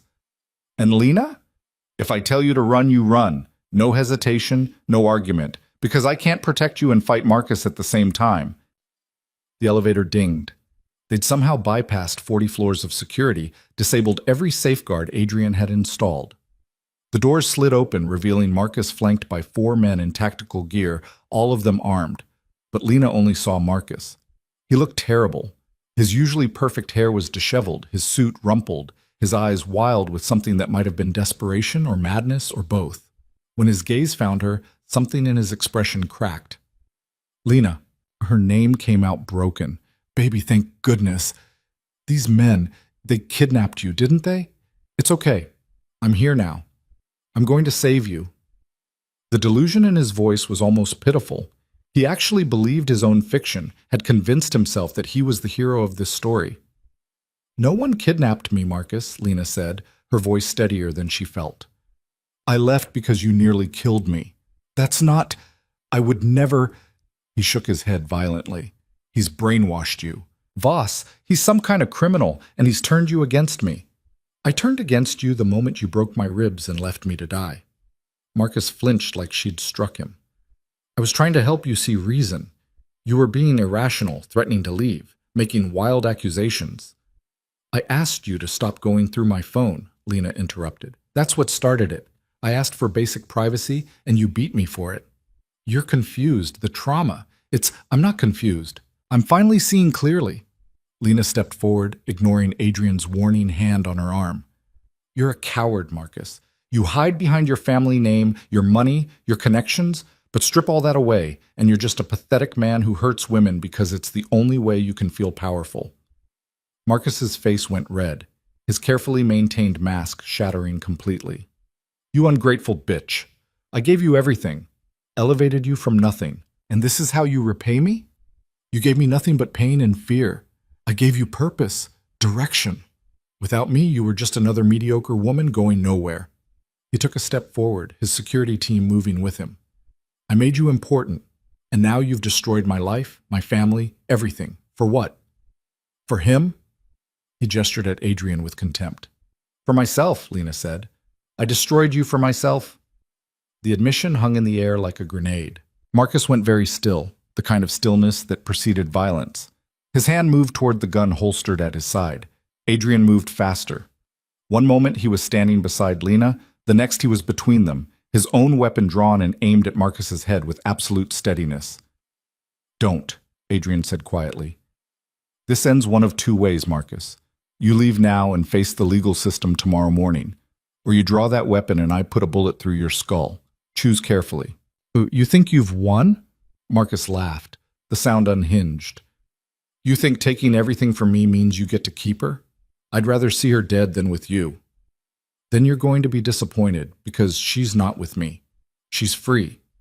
Something you could never allow." Marcus's security team tensed, hands moving toward weapons. Lena could feel the violence coiling in the air, could sense that they were seconds away from catastrophe. "Marcus, please," she said, hating the pleading tone but desperate to prevent bloodshed. "It's over. Your father's going to be arrested tomorrow. The Volkovs have withdrawn protection. Fighting now won't change any of that. It'll just get people killed." "Good," Marcus said. "If I'm going down, I'm taking you with me. He drew his weapon. Everything happened in compression, time folding in on itself. Adrian's gun fired first, the sound deafening in the enclosed space. Marcus screamed, his weapon clattering to the floor as Adrian's bullet tore through his shoulder. Then chaos. Marcus's security team drew their weapons, but Victor and 3 other men emerged from the stairwell behind them, having used the elevator as a distraction. Gunfire erupted, the penthouse transforming into a war zone in seconds. Adrian grabbed Lena and pulled her behind the kitchen island as bullets punched through walls and shattered windows. She could hear shouting, the distinctive crack of multiple weapons firing, someone screaming in pain. "Stay down," Adrian ordered, returning fire with the calm precision of someone who'd done this before. Through gaps in the counter, Lena saw Marcus crawling toward his dropped weapon, his injured shoulder trailing blood. His face was twisted in rage and pain, all pretense of sanity abandoned. "I'll kill you," he screamed at Lena. "I'll kill both of you." He grabbed the gun with his good hand, swinging it toward their position. Lena saw his finger tighten on the trigger, saw the hatred in his eyes, saw her death approaching with crystal clarity. Then Victor was there, tackling Marcus from the side. The gun fired wild, the bullet embedding itself in the ceiling. The 2 men struggled, Victor's superior size and training winning out. He wrenched the weapon away and pinned Marcus to the floor with brutal efficiency. "Clear," Victor shouted. "All hostiles down!" The gunfire stopped. The sudden silence was almost worse than the noise had been, broken only by ragged breathing and the moans of wounded men. Lena's ears rang, her heart pounded against her ribs hard enough to hurt. Adrian pulled her to her feet, checking her for injuries with quick, efficient movements. "Are you hurt?" No, I'm fine." Her voice sounded strange, distant. "Is it over?" "Almost." He crossed to where Victor held Marcus pinned, looking down at the man who'd started this all. Marcus looked up at him with pure hatred, blood soaking through his expensive shirt. "Kill me," Marcus spat. "Go on, do it. Prove you're just like me." Adrian crouched down, his expression cold. "I'm nothing like you. You hurt people because you're weak. I hurt people when necessary, and I sleep just fine at night." He stood. "Call Detective Morrison. Tell her Marcus Delacroix just attempted murder, and we defended ourselves. She'll want to be here before the regular police arrive." "Already on it," Victor said, phone to his ear. Adrian returned to Lena, guiding her away from the carnage. "Are you sure you're okay?" "I don't know." She looked at the destroyed penthouse, at the blood and broken glass and the men groaning on the floor. "Is this what your life is always like?" "Not always. Sometimes it's worse." A laugh escaped her, inappropriate and slightly hysterical. "That's not reassuring. It wasn't meant to be. This is my reality, Lena. Violence, paranoia, constant vigilance. It's not a world I'd wish on anyone." She heard what he wasn't saying, that he was giving her an out, a chance to walk away before she got in any deeper. Lena looked at Marcus, broken and bleeding on the floor. Looked at the wreckage of his desperate last stand. Then she looked at Adrian, this complicated man who'd saved her life and protected her, and taught her that she was stronger than she'd ever believed possible. "I'm not going anywhere," she said firmly. Before Adrian could respond, the elevator dinged again. Detective Morrison emerged with a full tactical team, taking in the scene with a single sweep of her eyes. "Well," she said dryly, "this accelerates our timeline considerably." She crossed to Marcus, producing handcuffs with practiced efficiency. "Marcus Delacroix, you're under arrest for attempted murder, assault with a deadly weapon, and being phenomenally stupid." She yanked him to his feet, ignoring his cry of pain from his shoulder. "You have the right to remain silent, which I strongly suggest you exercise." 2 paramedics entered behind the tactical team, moving to treat the wounded. Morrison jerked her head toward Lena. "Miss Carter, I need your statement." Again, with considerably more detail this time. The next hours passed in a blur of police interviews, evidence collection, and controlled chaos. The Sentinel's 40th floor became a crime scene, photographers documenting every bullet hole and blood spatter, while investigators pieced together what had happened. Lena told her story for what felt like the 100th time, each repetition making it feel less real. Marcus was transported to the hospital under armed guard, his security team arrested on various charges. By the time the sun rose over the city, the whole mess had been documented, analyzed, and officially entered into the record.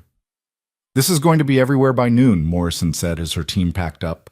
High-profile family, attempted murder, criminal conspiracy. The media will have a field day. Good, Lena said. Let them see what Marcus really is. Morrison studied her for a moment. You've changed. First time we met, you were terrified. Now you're angry. Is that a problem? Not at all. Angry victims tend to make excellent witnesses. Morrison handed her a card. The trial will probably be 6 months out. Call me if you need anything before then. After everyone left, Lena stood at the shattered windows, looking out at the city waking up to a new day. Somewhere down there, Richard Delacroix was about to have a very bad morning. News crews were probably already gathering outside Delacroix Industries headquarters, eager for the story that would destroy a dynasty. You should rest, Adrian said from behind her. I should, but I'm too wired. That's adrenaline. It'll wear off soon. Lena turned to face him. What happens now? After the trials? After everything's settled? Adrian was quiet for a long moment. That depends on what you want. I can set you up anywhere. New city, new identity, enough money to start fresh. You'd be free. Free and alone. Alone is safer. Safer isn't always better. Lena closed the distance between them. You asked me once what I wanted when this was over. I think I finally know. What? I want to stop running, stop being afraid, stop letting what Marcus did define who I am. She met his eyes, and I want to see where this goes, whatever this is between us. Lena, I'm not a good man. My world is violent and complicated, and I know exactly who you are, Adrian. I've seen it. The violence, the control, the cold calculation. And I've also seen the man who saved a stranger because it was the right thing to do. Who makes terrible pasta because he wanted to do something normal? Who protects people like me because he couldn't protect his mother? She took his hand. You're not the monster you think you are. And you're not thinking clearly. The trauma, the adrenaline. Stop telling me what I'm feeling, Lena interrupted.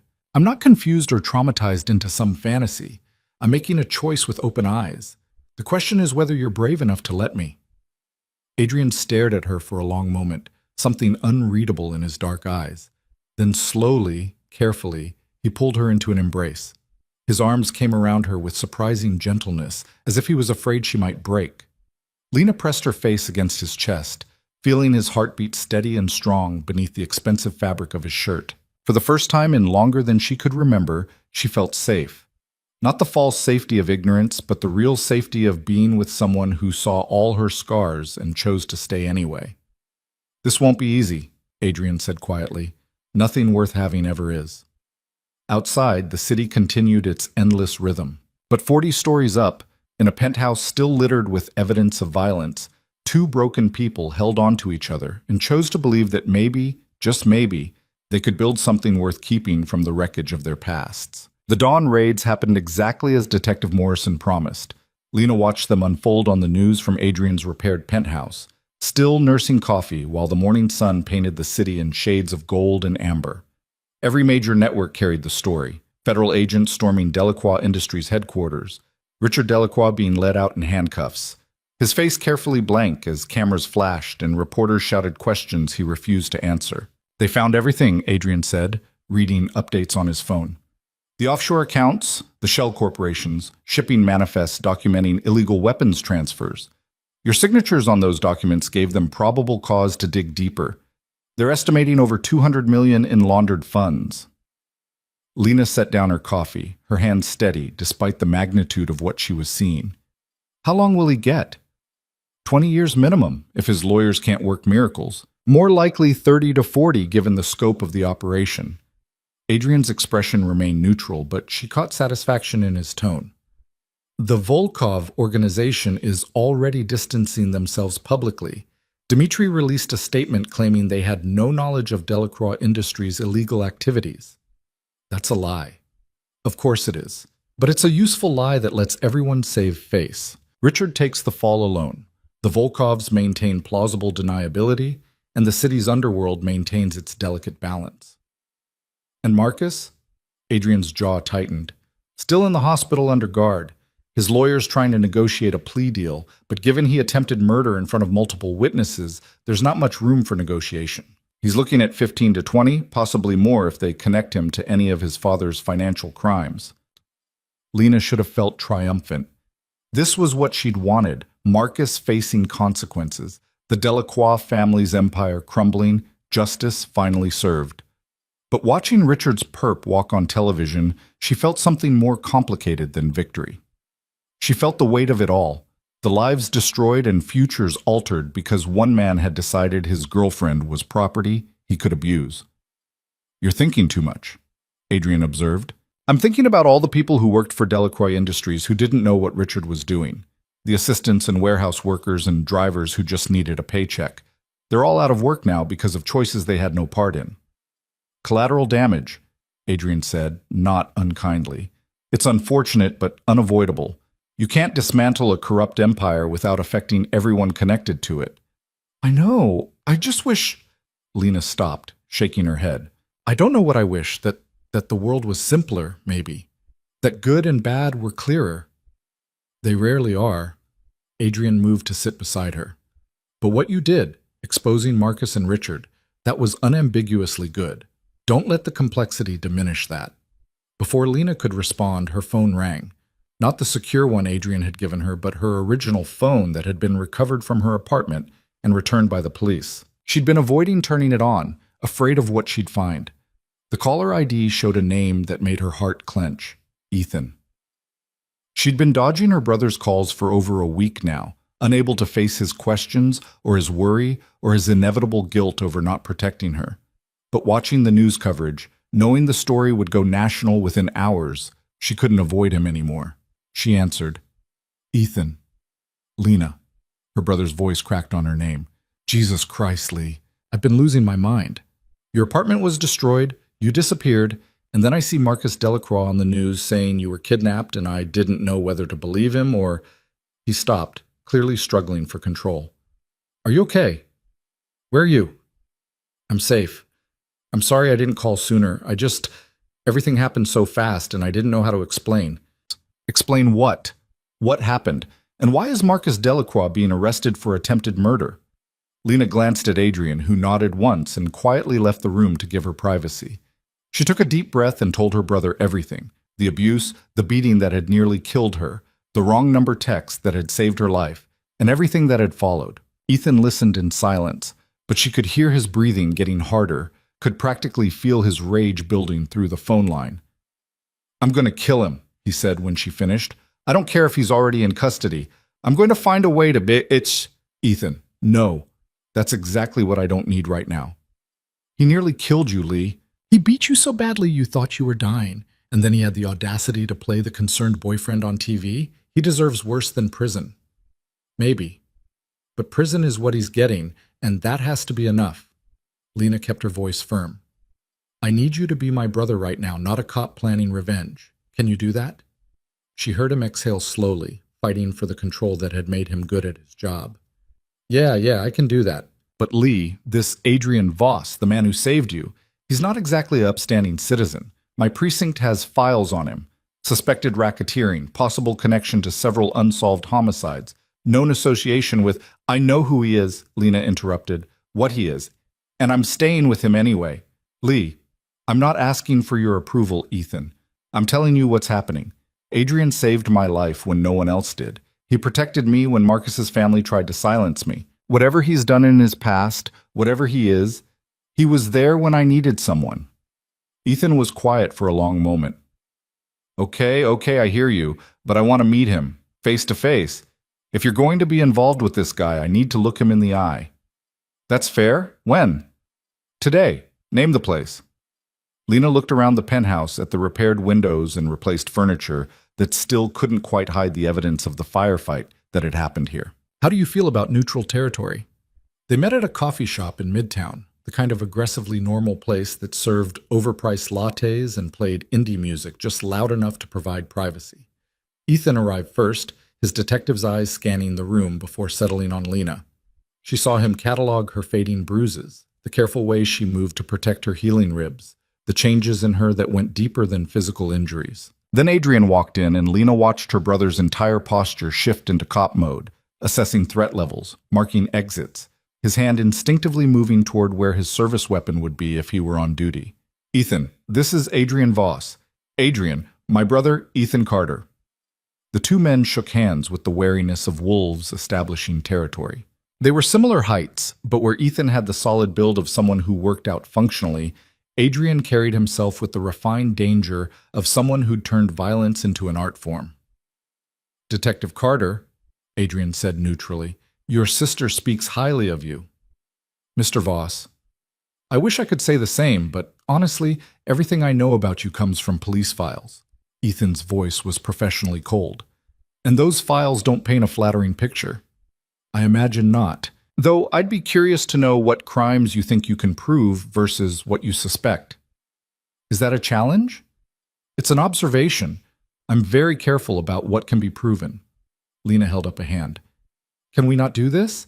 Ethan, I asked you here to meet Adrian, not to interrogate him. He's a known criminal, Lee. It's literally my job to interrogate people like him. Not today, it isn't. Today you're my brother, and he's the man who saved my life. Can we start there? Ethan's expression softened slightly as he looked at his sister. You really trust him? I do. Even knowing what he is? Especially knowing what he is, because unlike Marcus, Adrian never pretended to be something else. He's been honest about his world from the beginning, and he gave me the choice to walk away. Multiple times. Ethan turned his attention back to Adrian.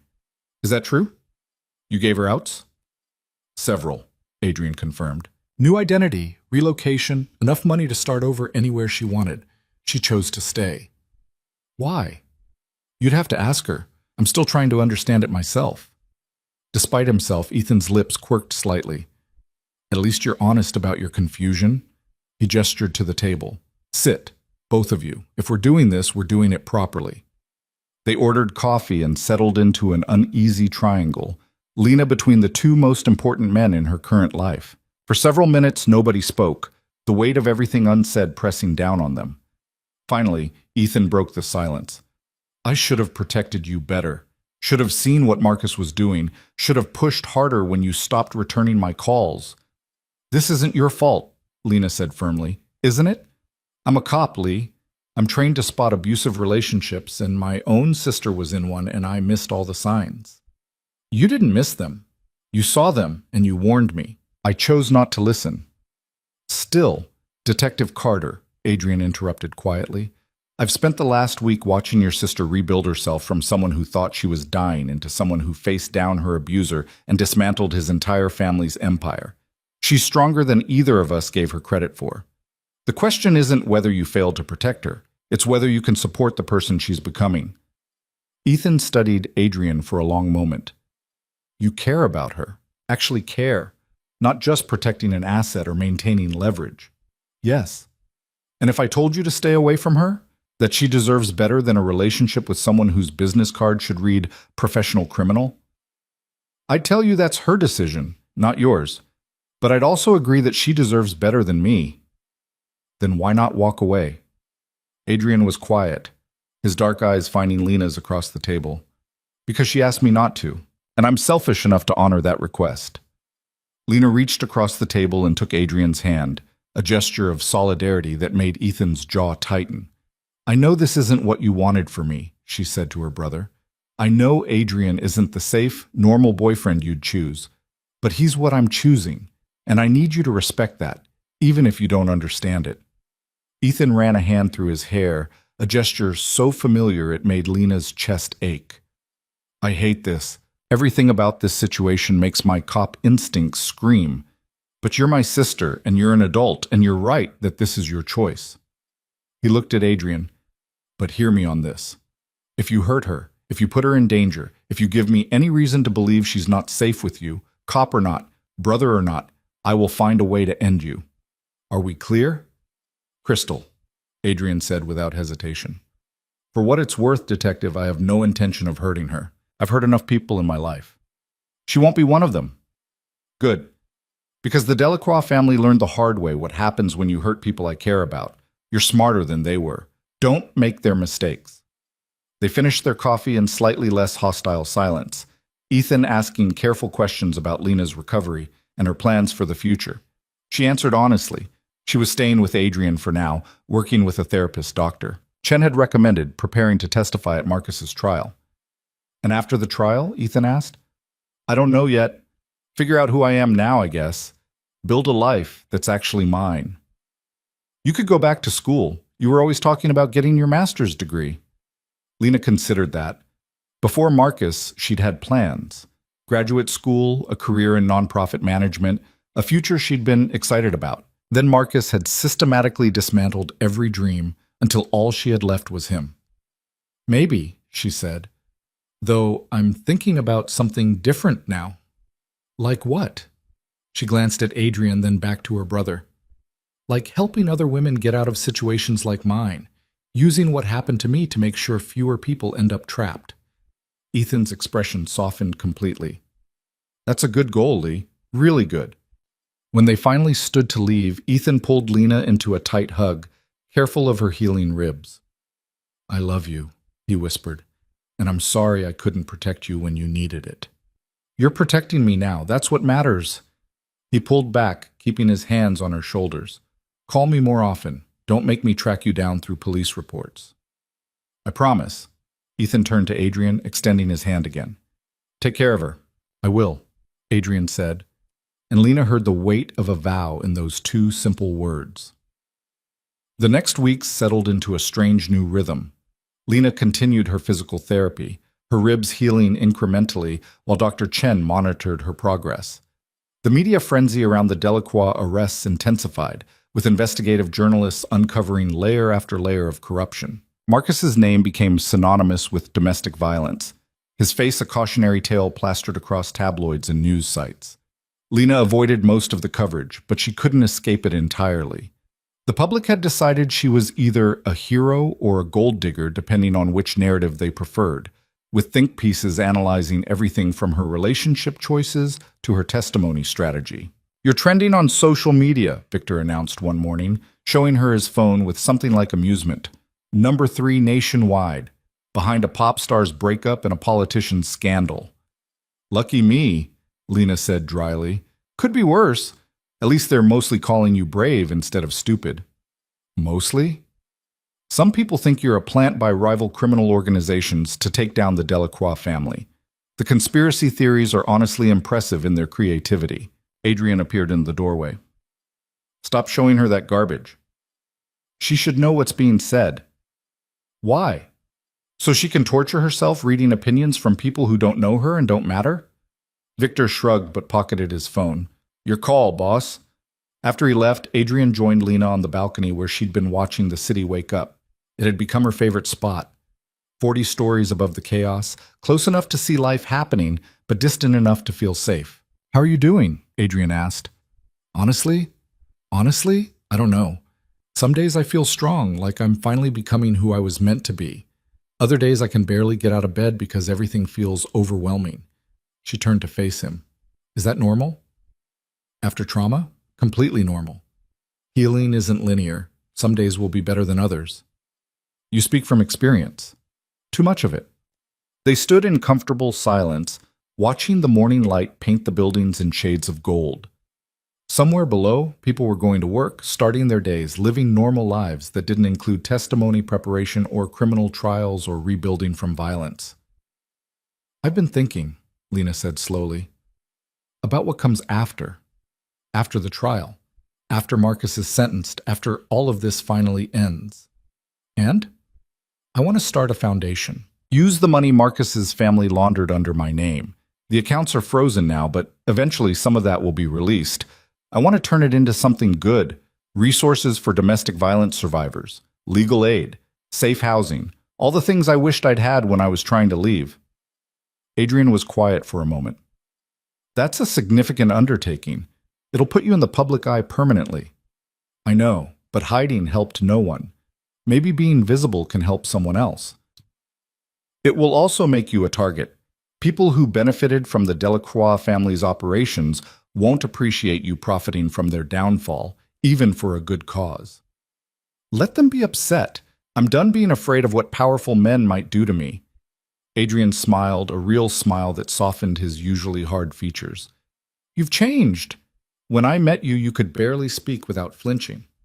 When you met me, I was dying on a floor, low bar for improvement. Still, the change is remarkable.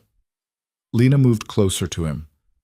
That's because I finally have space to breathe, to think, to be someone other than who Marcus decided I should be. She took his hand. Thank you for giving me that space. I didn't give you anything. You took it yourself. Maybe, but you held the door open. Adrian pulled her into an embrace, and Lena rested her head against his chest, listening to his heartbeat. It was steady and strong, an anchor in the chaos her life had become. I love you, she said quietly. The words had been building for weeks, waiting for the right moment. This felt right, simple and honest, no drama or grand gestures, just truth. Adrian tensed slightly, and for a moment Lena worried she'd miscalculated. Then his arms tightened around her. I love you too, he said, his voice rough with emotion he rarely showed. I didn't think I was capable of it anymore, but you... He stopped, struggling for words. You make me want to be someone worth loving. You already are. Lena, I've done terrible things. Hurt people, destroyed lives, built an empire on violence and fear. You know that intellectually, but I don't think you understand the reality of what that means. The blood on my hands won't wash off. She pulled back to look at him. I'm not naive enough to think you're secretly a good person who just needs love to redeem him. I know who you are, Adrian, what you've done. And I love you anyway, not in spite of your darkness, but with full awareness of it. That's not healthy. Says who? The same society that told me to forgive Marcus because he had a temper? The same people who looked the other way when I showed up with bruises? Lena shook her head. I'm done letting other people define what's healthy for me. You saved my life. You protected me. You gave me the tools to fight back. That's real. Everything else is just noise. Adrian searched her face, looking for doubt or delusion. Whatever he found made something in his expression crack, revealing the vulnerable man beneath the controlled exterior. I don't deserve you, he said. Probably not, but I'm choosing you anyway. He kissed her then, gentle and careful, like she was something precious he was afraid to break. Lena kissed him back with all the certainty she felt, pouring everything she couldn't say into the connection between them. When they finally broke apart, the sun had fully risen, painting the city in brilliant light. The trial began 3 months later in a courtroom packed with journalists, victims' advocates, and curious onlookers drawn by the scandal. Marcus sat at the defense table looking diminished, his shoulder healed but his spirit clearly broken. His expensive lawyers surrounded him, but everyone in the room knew this was theater. The evidence was overwhelming, the outcome predetermined. Lena took the stand on the second day of testimony. She wore a simple blue dress that Adrian had helped her pick out. Professional without being provocative, modest without being dowdy. She wanted the jury to see her as credible, sympathetic, human. Marcus's lawyer, a silver-haired man named Henderson, who charged $1,000 an hour, approached her with the kind of practiced sympathy that made her skin crawl. Ms. Carter, you claim my client beat you so severely you thought you were dying. Yet here you are, fully recovered, looking healthy. Isn't it possible you're exaggerating the severity of these alleged injuries? I have medical records documenting 3 broken ribs, severe bruising, and internal bleeding, Lena replied evenly. Those aren't allegations, they're facts. Medical records that were obtained by Adrian Voss, a known criminal. How do we know they weren't fabricated? Because I was treated by licensed physicians, whose credentials you're welcome to verify. And because the police took additional photographs when they interviewed me. Would you like to see those as well? Henderson's smile tightened. Ms. Carter, isn't it true that you signed numerous legal documents on behalf of Delacroix Industries? Yes. And isn't it true that you profited significantly from your relationship with Marcus Delacroix? Expensive gifts, access to high society, a lifestyle far beyond what you could afford on your own? He bought me things, yes. That doesn't give him the right to beat me. Of course not. But it does establish a pattern of you benefiting from the Delacroix family's wealth. Some might say you used Marcus for financial gain, then turned on him when he tried to end the relationship. He didn't try to end the relationship, Lena said, her voice hardening. He tried to end my life. There's a difference. According to you, but we only have your word for what happened in that apartment. No witnesses, no video, just your testimony against his. And given your current relationship with Adrian Voss, a man with significant reason to want the Delacroix family destroyed, one has to wonder if your testimony is colored by outside influence. Lena looked directly at the jury, making eye contact with each person. I understand why you might question my motives, why you might think I have something to gain by testifying. But ask yourselves this: what woman would voluntarily put herself through this scrutiny, this public humiliation, this dissection of the worst moments of her life, unless it was true? What could possibly be worth enduring this kind of examination? She turned back to Henderson. I'm here because Marcus Delacroix nearly killed me and deserves to face consequences. Not because Adrian Voss asked me to be, not because I want revenge, but because silence protects abusers, and I'm done being silent.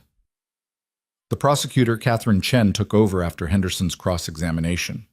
She walked Lena through every detail of her relationship with Marcus: the gradual isolation, the escalating control, the final violence that had left her broken on her apartment floor. It was painful and humiliating, but Lena forced herself to be thorough, to hold nothing back. By the time she stepped down from the witness stand, she felt wrung out, but strangely lighter. She'd told her truth publicly, officially, for the record. Whatever the jury decided, she'd done everything she could. Adrian was waiting in the hallway when she emerged from the courtroom. He didn't ask how it went or offer empty reassurances. He just pulled her into his arms and held her while she shook with reaction. It's done, she whispered. I did it. You did. And you were magnificent. The trial lasted 2 more weeks, a parade of witnesses and experts and evidence that built an overwhelming case against Marcus. His father Richard appeared via video from prison, refusing to answer most questions on the advice of his lawyer. The Volkov organization was mentioned obliquely, but never directly implicated, a careful dance that kept them insulated from the Delacroix collapse. When the jury returned after only 4 hours of deliberation, Lena knew what their verdict would be before the foreman spoke. We find the defendant, Marcus Delacroix, guilty of attempted murder in the 1st degree. The courtroom erupted. Journalists rushed for the exits to file their stories. Marcus's mother sobbed in the front row. His lawyers immediately began preparing appeals, but Lena just closed her eyes and breathed. Guilty. Officially, legally, publicly guilty. The sentencing hearing happened 2 weeks later. The judge, a no-nonsense woman named Patricia Hernandez, listened to impact statements from Lena and character witnesses for Marcus before pronouncing sentence. Mr. Delacroix, you have been convicted of attempting to murder a woman whose only crime was trusting you. You used your wealth, your connections, and your family's power to hurt someone vulnerable and then attempted to silence her when she tried to seek help. This court finds such behavior not only criminal, but morally reprehensible. She paused, looking down at Marcus with clear contempt. I hereby sentence you to 25 years in state prison with no possibility of parole for 15 years. Additionally, you are ordered to pay restitution to Miss Carter in the amount of $500,000 for medical expenses, pain and suffering, and the cost of rebuilding her life. Marcus's face went white. His lawyers immediately began filing objections, but Judge Hernandez silenced them with a look. This sentence is final. Take him away. As bailiffs led Marcus out of the courtroom in handcuffs, he looked back at Lena one final time. She met his gaze steadily, no longer afraid of the man who'd once controlled every aspect of her existence. Then he was gone, and it was truly over. Outside the courthouse, reporters mobbed Lena, shouting questions and shoving microphones in her face. Adrian's security team kept them at a distance while she made a brief statement. Today, justice was served. Marcus Delacroix will spend the next 15 years in prison, unable to hurt anyone else the way he hurt me. But this isn't just about one man's crimes. It's about the systems that enable abuse, the people who look away, and the courage it takes to speak up when every instinct tells you to stay silent. She paused, gathering her thoughts. To anyone watching this who's in a relationship that makes them afraid, you deserve better. You deserve safety and respect and love that doesn't come with conditions or violence. And if you're ready to leave, there are people who will help you. You don't have to die on a floor somewhere, sending desperate messages and hoping someone cares enough to come. Miss Carter, a reporter shouted. What's your relationship with Adrian Voss? Lena glanced at Adrian, who stood slightly behind her, his presence a solid wall of protection. Adrian saved my life when no one else did. Whatever else he may be, whatever his past holds, that's the truth that matters to me. We're building something together. What that becomes is between us. But Mr. Voss has known connections to organized crime. This press conference is over, Victor announced, his bulk suddenly between Lena and the reporters. Ms. Carter has said everything she's going to say. They extracted her from the crowd and into a waiting car. As they pulled away from the courthouse, Lena watched the scene recede in the side mirror. Reporters still shouting questions, cameras still flashing, the machinery of public interest grinding on without her. You did well, Adrian said. I said what needed to be said. And now? Now I want to go home, take a very long shower, and forget this entire day happened. Home meaning the penthouse? Lena realized she'd called it home without thinking. Adrian's penthouse, which she'd been living in for months now, had stopped feeling temporary somewhere along the way. Yes, she said firmly. Home. 6 months later, Lena stood in a completely different building, a renovated brownstone in the Arts District that had been transformed into the Carter Foundation's headquarters. The name had been Adrian's suggestion, a way of reclaiming her identity from the Delacroix Association that had defined her for so long. The foundation officially opened on a crisp autumn morning, with Ethan cutting the ribbon while Lena gave a speech to the gathered crowd of supporters, donors, and domestic violence advocates. They'd started small, a helpline, a network of volunteer lawyers, partnerships with existing shelters, but already they were making a difference. 3 women had used their services in the first week alone. 3 women who might have ended up like Lena, or worse, if they'd had nowhere to turn. Your mother would be proud, Adrian said quietly, standing beside her as the crowd mingled. Lena's mother had passed away when she was 18, too early to see her daughter's worst moments or her greatest triumphs. But Lena liked to think Adrian was right, that somehow her mother knew what she'd built from the ashes of her destruction. I think she would be, Lena agreed, though she'd probably have some choice words about my taste in men. Adrian smiled. Fair. I'm objectively a terrible choice. And yet here we are. Here we are, he echoed. They'd settled into an unusual but functional relationship over the past months. Adrian continued running his organization. Lena didn't ask for details, and he didn't volunteer them, an understanding they'd reached early on. She ran the foundation and slowly rebuilt her life, going back to school part-time and reconnecting with friends she'd lost during the Marcus years. It wasn't traditional or simple or anything society would approve of, but it was theirs. Ethan approached with a woman Lena didn't recognize, mid-30s, professional attire, kind eyes. Lee, this is Dr. Sarah Martinez. She runs the trauma center at Metropolitan Hospital. I thought you two should meet. They shook hands, and Lena immediately liked Sarah's firm grip and direct gaze. Your brother tells me the foundation is looking to expand its mental health services, Sarah said. We are. Right now we can only offer referrals, but I'd love to have in-house counseling available. I might be able to help with that. I have several colleagues who specialize in domestic violence trauma. Maybe we could set up a meeting? I'd love that. As Sarah and Lena discussed logistics, Adrian and Ethan drifted away, finding themselves alone by the refreshment table. They developed a careful truce over the past months, built on mutual respect for Lena and tacit agreement not to examine each other's activities too closely. She's happy, Ethan observed. Happier than I've seen her in years. She is, Adrian agreed. You're good for her. I hate admitting that, but it's true. I'm not sure I agree, but I appreciate the sentiment. Ethan turned to face him fully. I did some digging into your past. Not officially, just curiosity. Find anything interesting? Quite a bit, actually, including several instances of you protecting women in situations similar to Lena's. Almost like you have a pattern of intervening in domestic violence cases. Adrian's expression didn't change. Your point? No point. Just an observation. Ethan paused. Your mother. What happened to her wasn't your fault. You know that, right? Is this your attempt at therapy, detective? It's my attempt at saying I understand why you did what you did for Lee, and that despite everything, despite who you are and what you do, I'm grateful you were there when she needed someone. Adrian was quiet for a long moment. Your sister saved my life as much as I saved hers. Maybe more. Before her, I was just going through motions, building power for its own sake. She gave me something to protect that actually mattered. Then don't screw it up. I'll do my best. The Foundation's opening event wound down as evening approached.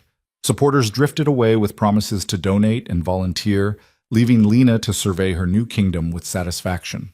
The brownstone was beautiful, the mission was clear, and she'd built something meaningful from the wreckage Marcus had tried to make of her life. Tired? Adrian asked, appearing at her elbow with a glass of wine. Exhausted, but the good kind of exhausted, you know? Like I actually accomplished something. You did. This place is going to help a lot of people. I hope so. Lena accepted the wine and took a sip, looking around at the space she'd created. You know what's strange? Sometimes I'm almost grateful for what happened with Marcus. That's the trauma talking. Maybe. Or maybe it's perspective. If he hadn't nearly killed me, I wouldn't have sent that wrong number text. Wouldn't have met you. Wouldn't have found this purpose. She turned to face Adrian. I'm not glad he hurt me, but I'm glad for where it led. That's a healthier way of framing it. Dr. Chen would be proud. They stood together as the sun set over the city, painting the sky in shades of orange and purple. Somewhere out there, Marcus was serving his sentence. His father was awaiting trial on additional charges, and the Delacroix Empire had crumbled into dust. But here, in this brownstone that represented hope and second chances, Lena had built something that would outlast all the destruction. I got something for you, Adrian said, pulling a small box from his pocket. Lena's heart jumped. Adrian, it's not what you think. Or maybe it is. I don't know. I'm not good at this. He opened the box to reveal a key. It's to the penthouse. Official, not just borrowed. I want you to stop thinking of it as my place and start thinking of it as our place. Lena took the key, feeling the weight of what he was offering. Adrian Voss, who trusted no one and let even fewer people into his spaces, was giving her permanent access to his home.